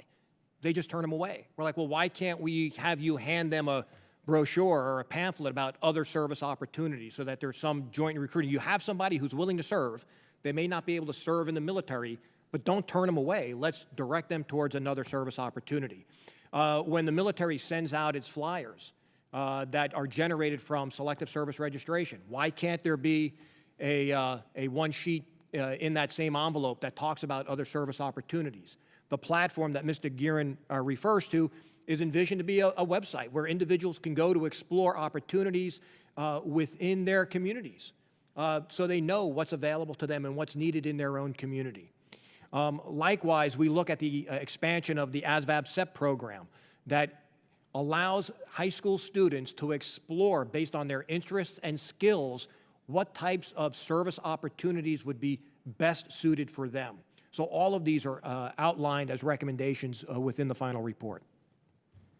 Thank you, and that's very useful. I would also like to kind of associate myself with the remarks that have been made about the inadequacy of the pay for people who are in organizations like AmeriCorps. I think it's an atrocity that in my 40s, when I did join AmeriCorps, I was told how to apply for food stamps effectively. So I would advocate very strongly for increasing the compensation for these volunteers as well. With the last seconds of my time, I wanted to talk about the service for women, making sure that they can are encouraged to be included in selective service. As you noted, and I agree, there is a lot of debate about this. Can you speak a little bit more about what percentage of those who supported it or didn't support it were women? What did women think about selective service for women? If you look at the publicly available polling on this issue, there is a small majority of individuals who support expansion of registration across genders. However, males do support it more than females. But the majority, again, is very small. About 52, 53% support expansion from the publicly available polling. Thank you. And my time is expired, and I yield back. Madam Chair. Yields back. The gentleman from Texas, Mr. Fallon, is recognized for 5 minutes. Madam Chair, thank you very much. You know, I'm listening to this and I find this interesting, and I know a lot of very hard work over a couple of years has been done here. And, you know, I think it breaks down to a core of, you know, I'm a military veteran as well. And I'll tell y'all and share with you exactly why I served. The number one reason why I decided to serve. And I'm not trying to be sanctimonious at all. It was love of country. That's the reason I did that. I decided in the fourth grade that I was going to be in the military. At the time, I thought I was going to go into the Army to follow in my dad's footsteps, but he convinced me to serve in the Air Force for reasons we don't have time to discuss today. But serving in the military was the best decision that I have ever made. And it shapes you and molds you when you're very malleable and you're young.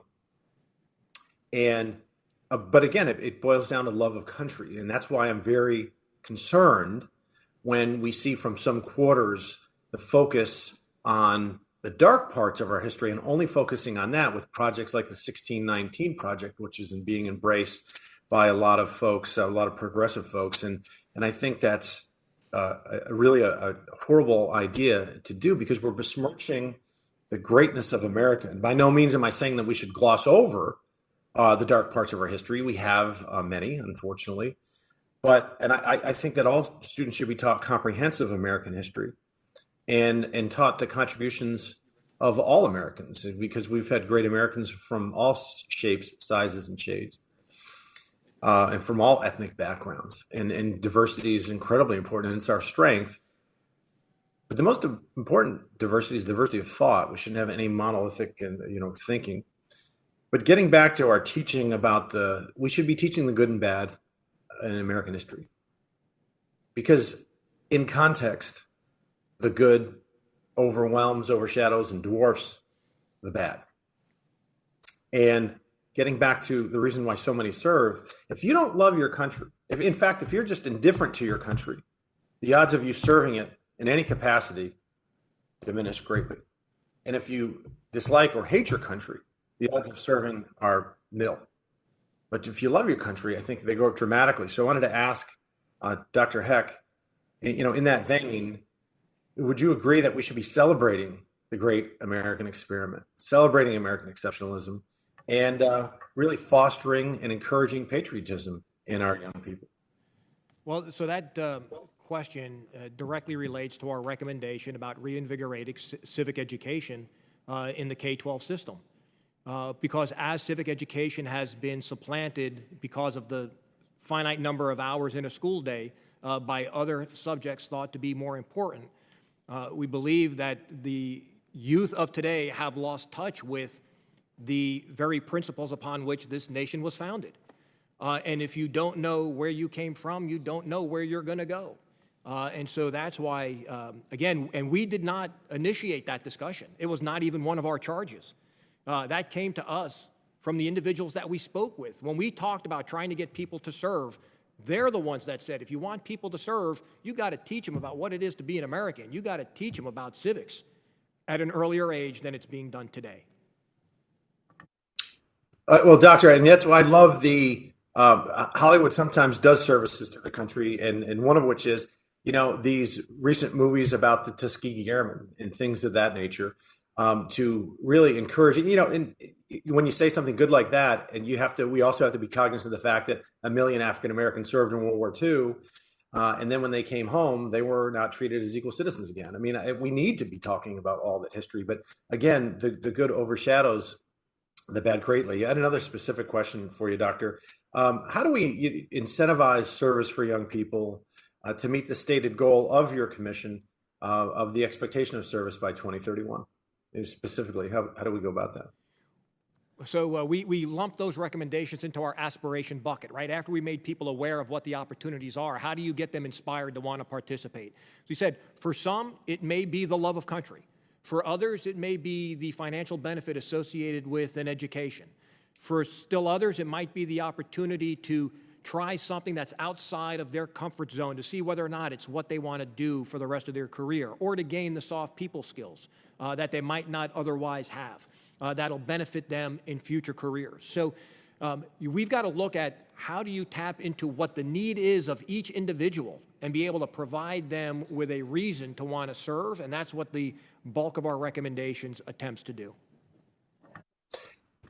Thank you, Madam Chair. I yield back.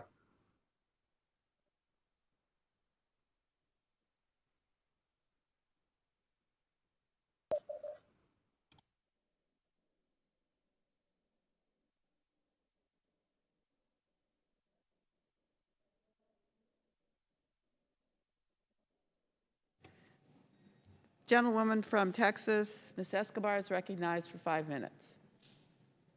Thank you, Madam Chair. I want to follow up a bit on where one of my colleagues, Representative Houlihan, left off in her questions about women and selective service.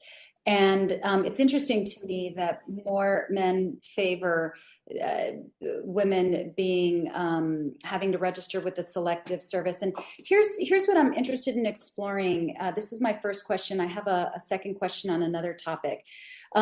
With regard to women, one of the things that I've learned in my 2.5 years on the Armed Services Committee and 2.5 years of having in-depth conversations with women across the services is that in many respects, a lot of women in the military right now feel like the military and the federal government have failed them. When you look at limited access to childcare, limited access to reproductive health, when you look at the rates, the really shocking rates of sexual assault, when you talk to women about sexual harassment, when you look at even some of the more fundamental components of being a service member, like having the correct body armor, we are not there yet when it comes to creating an environment that values women and that provides avenues for them to be successful in. And so my question would be, would the commission recommend, or what are the thoughts about maybe before really fully exploring having women register in the selective service, that we hold ourselves to a standard whereby we create a better environment for women where there can be equity before we say you have to register for the selective service. So would love any feedback on that idea. Well, thank you, Congresswoman. So I think it's important to delineate what the environment is within the all-volunteer force versus the purpose of the selective service system, which is to induct individuals into the services through a draft in the face of an existential national emergency, in which not only if women were required to register would women be involuntarily drafted, but there would be a whole host of men that would also be involuntarily drafted to serve. So there are two separate environments. We need to provide an environment within the all-volunteer force that provides equity, that provides an environment for women to excel. But when it comes to registering for the selective service system to be a potential inductee, that is a separate issue that we did not delve into as the commission. I appreciate that. I do think that while, yes, they are separate issues, my view is that that we have an obligation to create a standard whereby we are not essentially creating environments that are, as I mentioned, not great for women. And I think we need to examine that standard first and create a standard and meet that standard or exceed it. My second question, and so I thank you for your response. My second question is about recruitment and the way that that we reach out to young people and the platforms that we use to reach out to young people. And while I agree that the Department of Defense and many other federal agencies need to do better when it comes to conveying their purpose and opportunities available to the American public, I am concerned about how this advertising could be predatory in nature for younger Americans. Platforms like Instagram, Twitch, YouTube, and others are filled with young people who are well below the allowed enlistment age. I'm wondering if this was taken into account when you included this recommendation in your report. The age of those who participate in some of these social media platforms was not taken into consideration. Our view was that in today's age where many of the target-aged population are cord cutters. They don't watch normal TV, that if you want to be able to reach out to them and let them know about opportunities, you have to reach them where they are, which are on these various social media platforms. Dr. Heck, thank you. I'm out of time. Madam Chair, I yield back. The gentlewoman yields back. The gentleman from Florida is recognized for a submission. Thank you, Madam Chair. And pursuant to the chairman's allowance earlier in the meeting, I would submit for the record a statement made by Ranking Member Rogers yesterday. Rogers asked that assertions of political bias within the DoD be addressed in 2022 NDAA. We've already provided unanimous consent. It's accepted. Next, we'll hear from the gentleman from Utah, Mr. Moore, for 5 minutes. Thank you, Madam Chairman. Appreciate the witnesses for being here today and for the work that you've done to in this report in this commission. It's an important first step in reinvigorating a national discussion on public service as we're seeing issues and attrition here, along with talent retention and increasing opportunity to help preserve high standards of American military readiness. The majority of my questions will be around retention. I see that as one of the biggest challenges going forward to make sure that we have a ready workforce.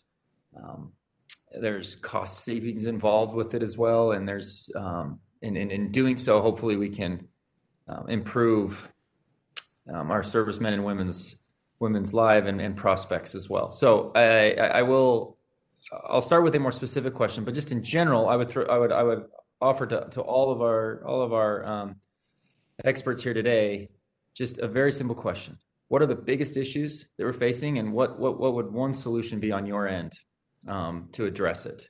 And we'd love to hear that. But I'll start with a question to Dr. Heck.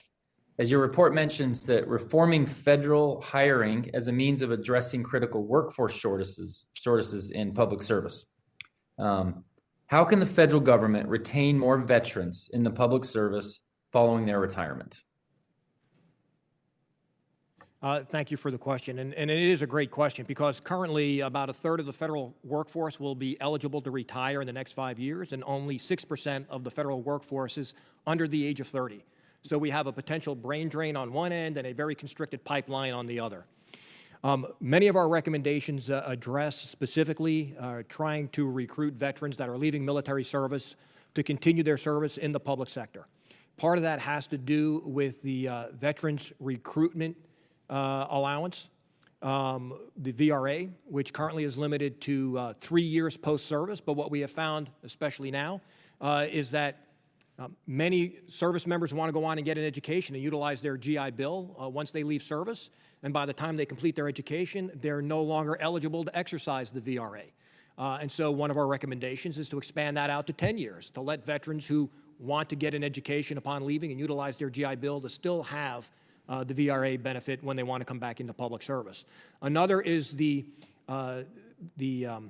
veterans preference, and revamping the veterans preference to be focused more on recently separated veterans, to allow them to use it to enter into public service, whereas right now, a veteran who utilizes it, enters public service, has now got a career in public service, can utilize that same preference to apply for another job at a higher pay grade within the public service.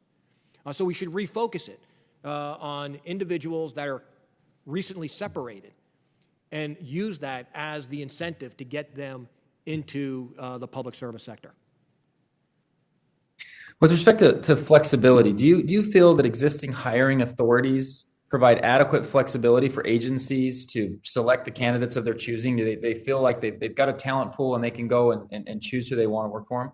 Well, we have a whole section on revamping competitive hiring, because quite honestly, the competitive hiring process is dysfunctional so much that to the point that there have been so many special hiring authorities granted for agencies to get around utilizing the competitive hiring requirements. And in part, some of that goes to veterans preference. It goes to other areas where individuals that are not as highly qualified for the job get moved to a top of a list. And then when that list goes to the agency, they have a long process by which they have to go through to get rid of that list and re-advertise and try again. Certainly we do not have the time in this committee, but I would commend the section on revamping of the public service hiring recommendations to your attention. Thank you very much. And to Mr. Guerin and Mr. Barney, anything to add with respect to big picture? What are the biggest issues, and what are some solutions you might want to add to this? Thank you, Congressman. Just briefly, I think the biggest takeaway I have is the lack of awareness that exists that we can go at, but then the wellspring of interest that exists on the part of the American people. This is a time of enormous opportunity that could unite the country. Thank you. Congressman, the process of just giving better opportunities for young people to learn about how to serve will elevate all forms of services, and we believe that it'll get to the point where the best young people in our country will be competing against each other for the great opportunities that our nation provides. Thank you. The gentleman's time has expired. Mr. Kahele is recognized for 5 minutes. Mahalo, Mr. Chair, and aloha to everyone. Thank you so much for your work on this. I'm a proud sponsor of the Inspire to Serve bill, and as someone who still serves in our National Guard, we have many members on this committee that serve, and I think most of us would agree that we wouldn't be in the positions we are today if not for our military service to our country. My question specifically has to touch on the executive summary and the report that deals with increasing opportunities for youth programs, specifically the JROTC increasement of those programs to 6,000 or no less than 6,000 within 10 years from now. And I love that idea, and I'd love to see more JROTC programs in my district. But as you all know, the participation in JROTC does not require an obligation to serve in the military, and is not necessarily intended to support the recruitment efforts of the armed forces. Several studies have come to conflicting conclusions regarding JROTC participation and enlistment, and any type of positive correlation to that might be self-selection on behalf of the individual. So given the DoD's budget constraints and this committee's constraints, could you articulate why you believe the DoD should dedicate additional funding specifically to the JROTC program? Have you looked at the report notes other programs? Have you looked at other programs like additional funding for Youth Challenge, additional and expansion of Civil Air Patrol programs across the country? My colleague, Representative Waltz, talked about aviation and technical training at our community colleges, expansion of and encouraging more high school students to take the ASVAB for career exploration. Can you elaborate on the dedication of funding to these programs and specifically the JROTC expansion? Thank you, Congressman. So we look at JROTC for what it is, which is a citizenship program. And as we talk about reinvigorating civic education, junior ROTC is kind of the low-hanging fruit of how we can reinvigorate civic education, at least in the high school levels, by being able to expand the opportunities for high school students to participate in those programs. And so looking at the roughly 3,500 programs that currently exist around the country demonstrates the deficit in the rest of the country. And so trying to grow the programs to 6,000 by 2031 would increase opportunities in civic education and citizenship through those programs. Certainly agree with your statement that the studies to date have shown conflicting results as to whether or not participation in JROTC leads to someone joining the military, but that is not what JROTC is designed to do. It is designed to make the individual a better citizen. For the other programs that you mentioned, like the National Guard Youth Challenge, we look at any program that has the opportunity to provide a better sense of civic and citizenship to today's youth as a viable pathway in trying to increase awareness and aspiration for a lifetime of service. All right, thank you. Thank you for your reply, and I'll yield back the rest of my time, Chairman Mahalo. Thank you. Mr. Panetta is recognized for 5 minutes.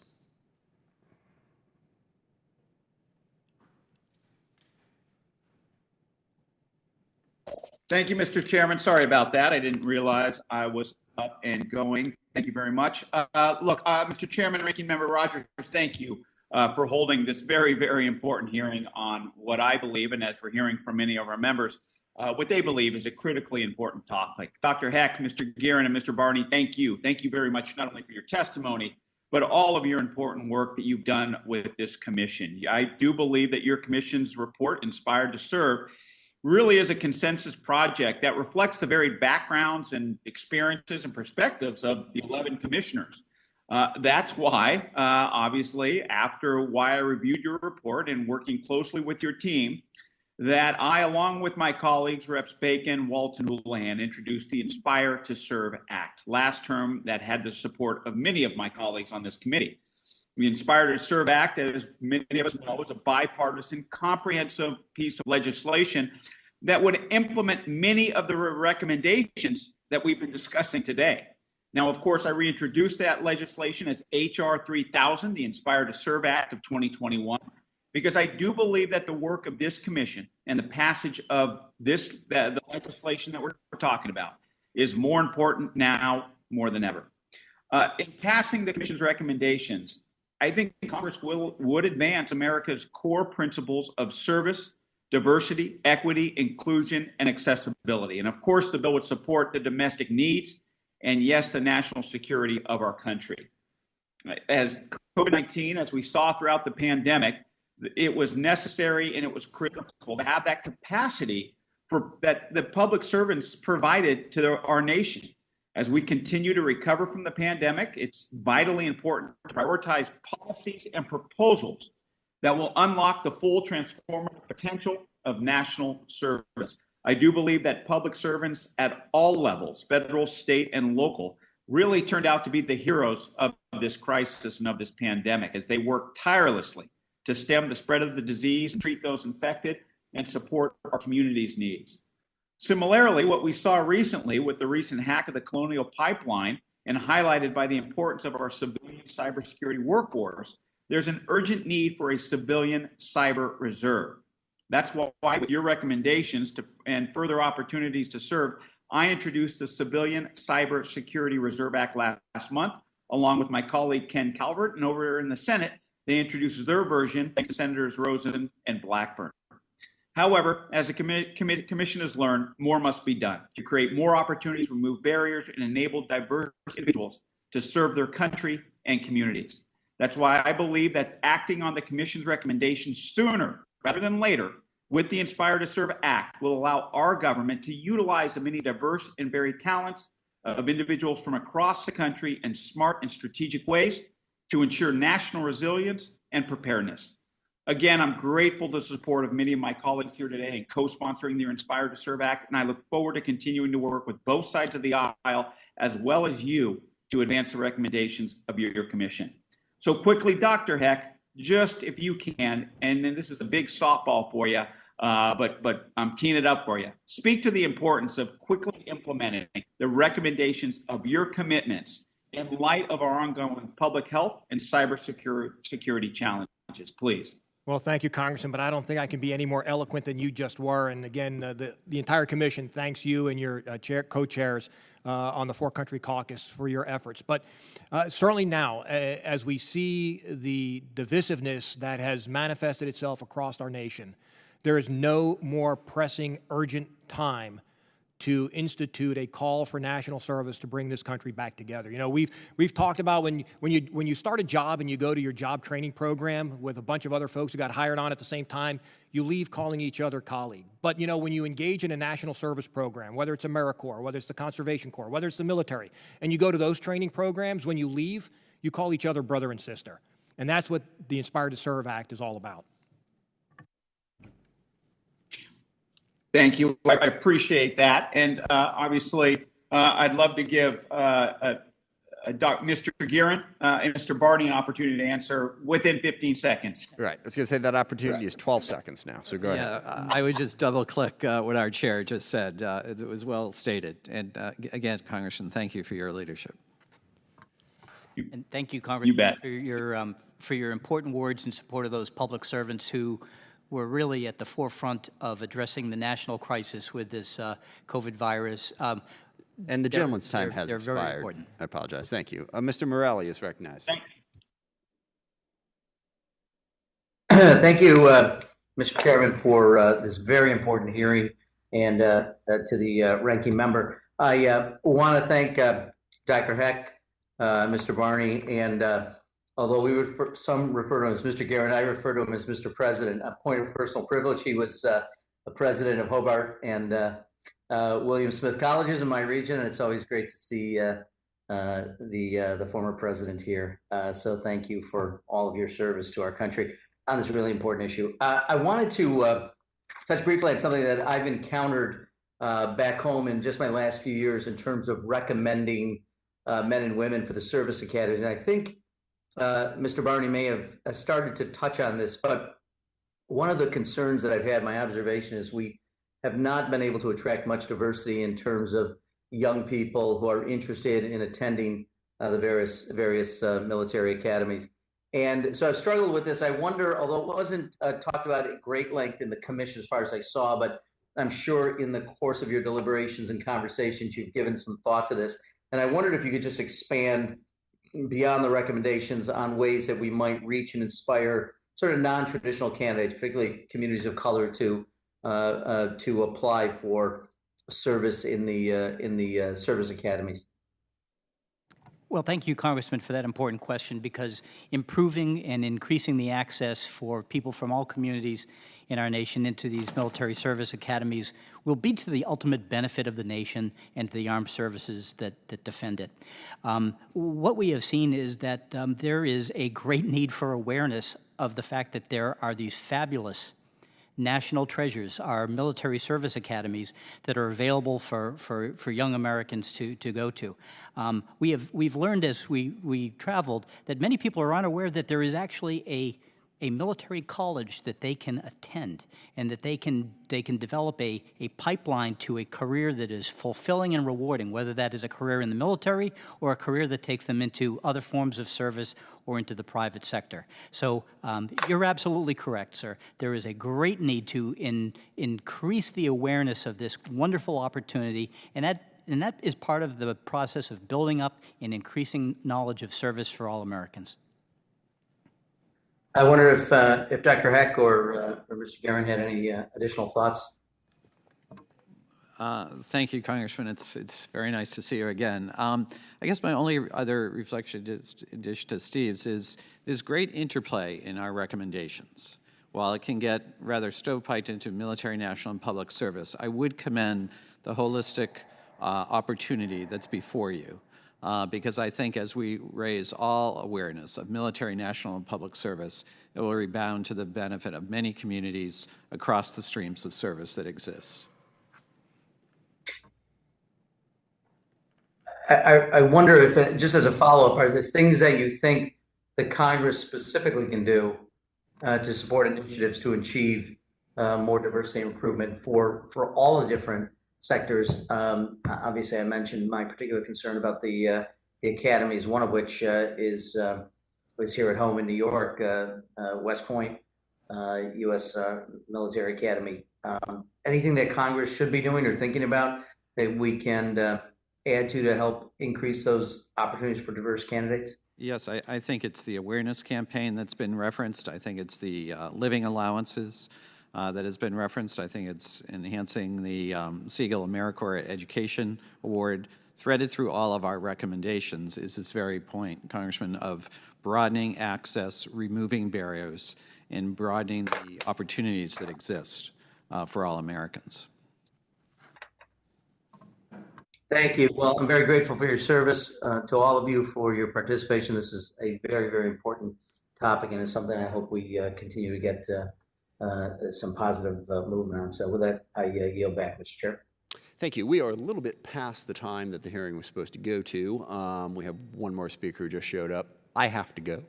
So I just am going to say thank you very much. Appreciate all of your work on the report and the time you spent today to explain it to us, and I think the questions and answers were incredibly important.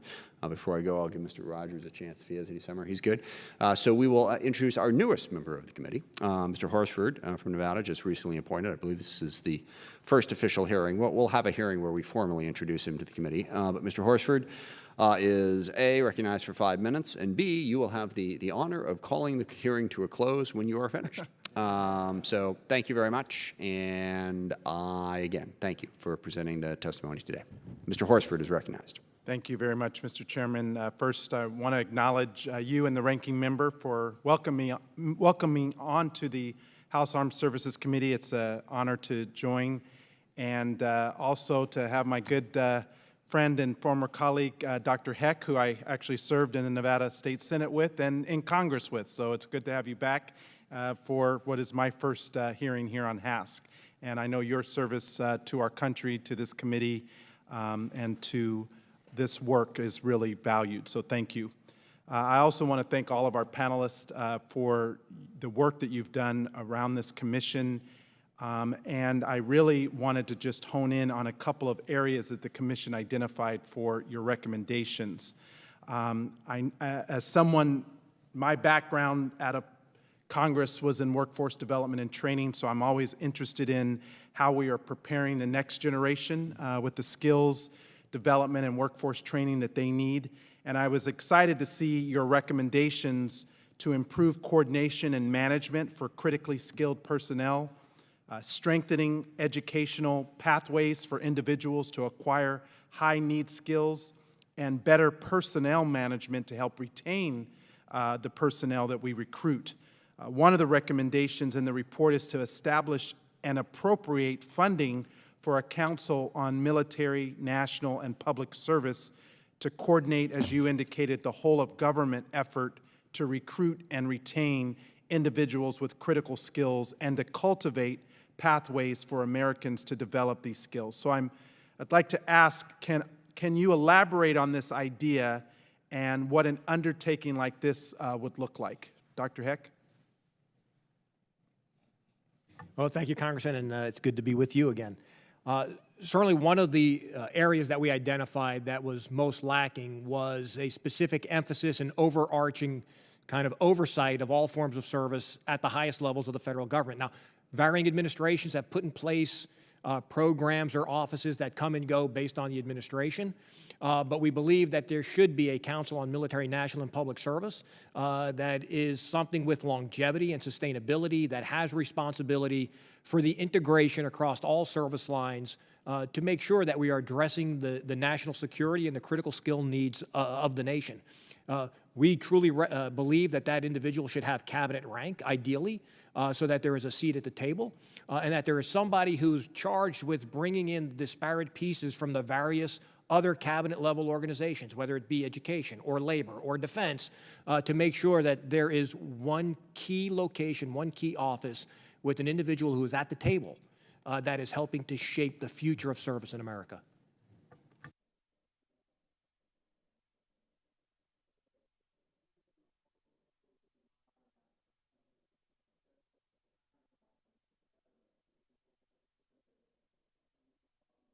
Career, recently discharged veterans who are transitioning into civilian federal employment, and to ensure that federal agencies can hire highly qualified workers, including highly qualified veterans. So can you talk me through the recommendations to focus veterans' preference on recently discharged veterans? Thank you, Congressman. So currently, the way veterans' preference works is that an individual who, based on their education and skill set, who might be minimally qualified for a position, if they are at least 10% a disabled veteran, moves to the very top of the most highly qualified list, even above other veterans. And what happens then is that list will go to the hiring agency. They will see that the person is not qualified. They will need to work through a process to then get the program re-advertised, which delays hiring. Worse yet, they may actually hire that person, and it's a bad fit for the individual as well as the agency, and both sour on the process. So we look at utilizing a veteran's preference as a tiebreaker. So you have two equally qualified candidates, the veteran wins the ties, the House wins the push, as we would say. So that's the one piece. The other is the veterans recruitment piece, the VRA, the veterans recruitment preference. And right now, as I mentioned earlier, it's limited to 3 years.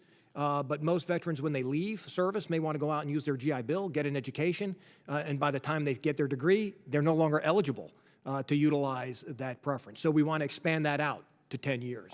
And again, focus it on those that are recently separating. Right now, if you are a veteran and you use your preference to get hired and you've been in, let's say, federal government service for 8, 9, 10 years, and you want to apply for another position within the federal government at a pay raise, you get to utilize your benefit again. It needs to be focused on those that we're trying to recruit from service in the military to service in the government sector. Well, thank you, Dr. Heck, and thank you again to the commissioners. This has been a very enlightening session and a lot of opportunity to go forward. So we appreciate all of your hard work, and to the staff of the HASC committee. And it is my honor to say this hearing is now adjourned.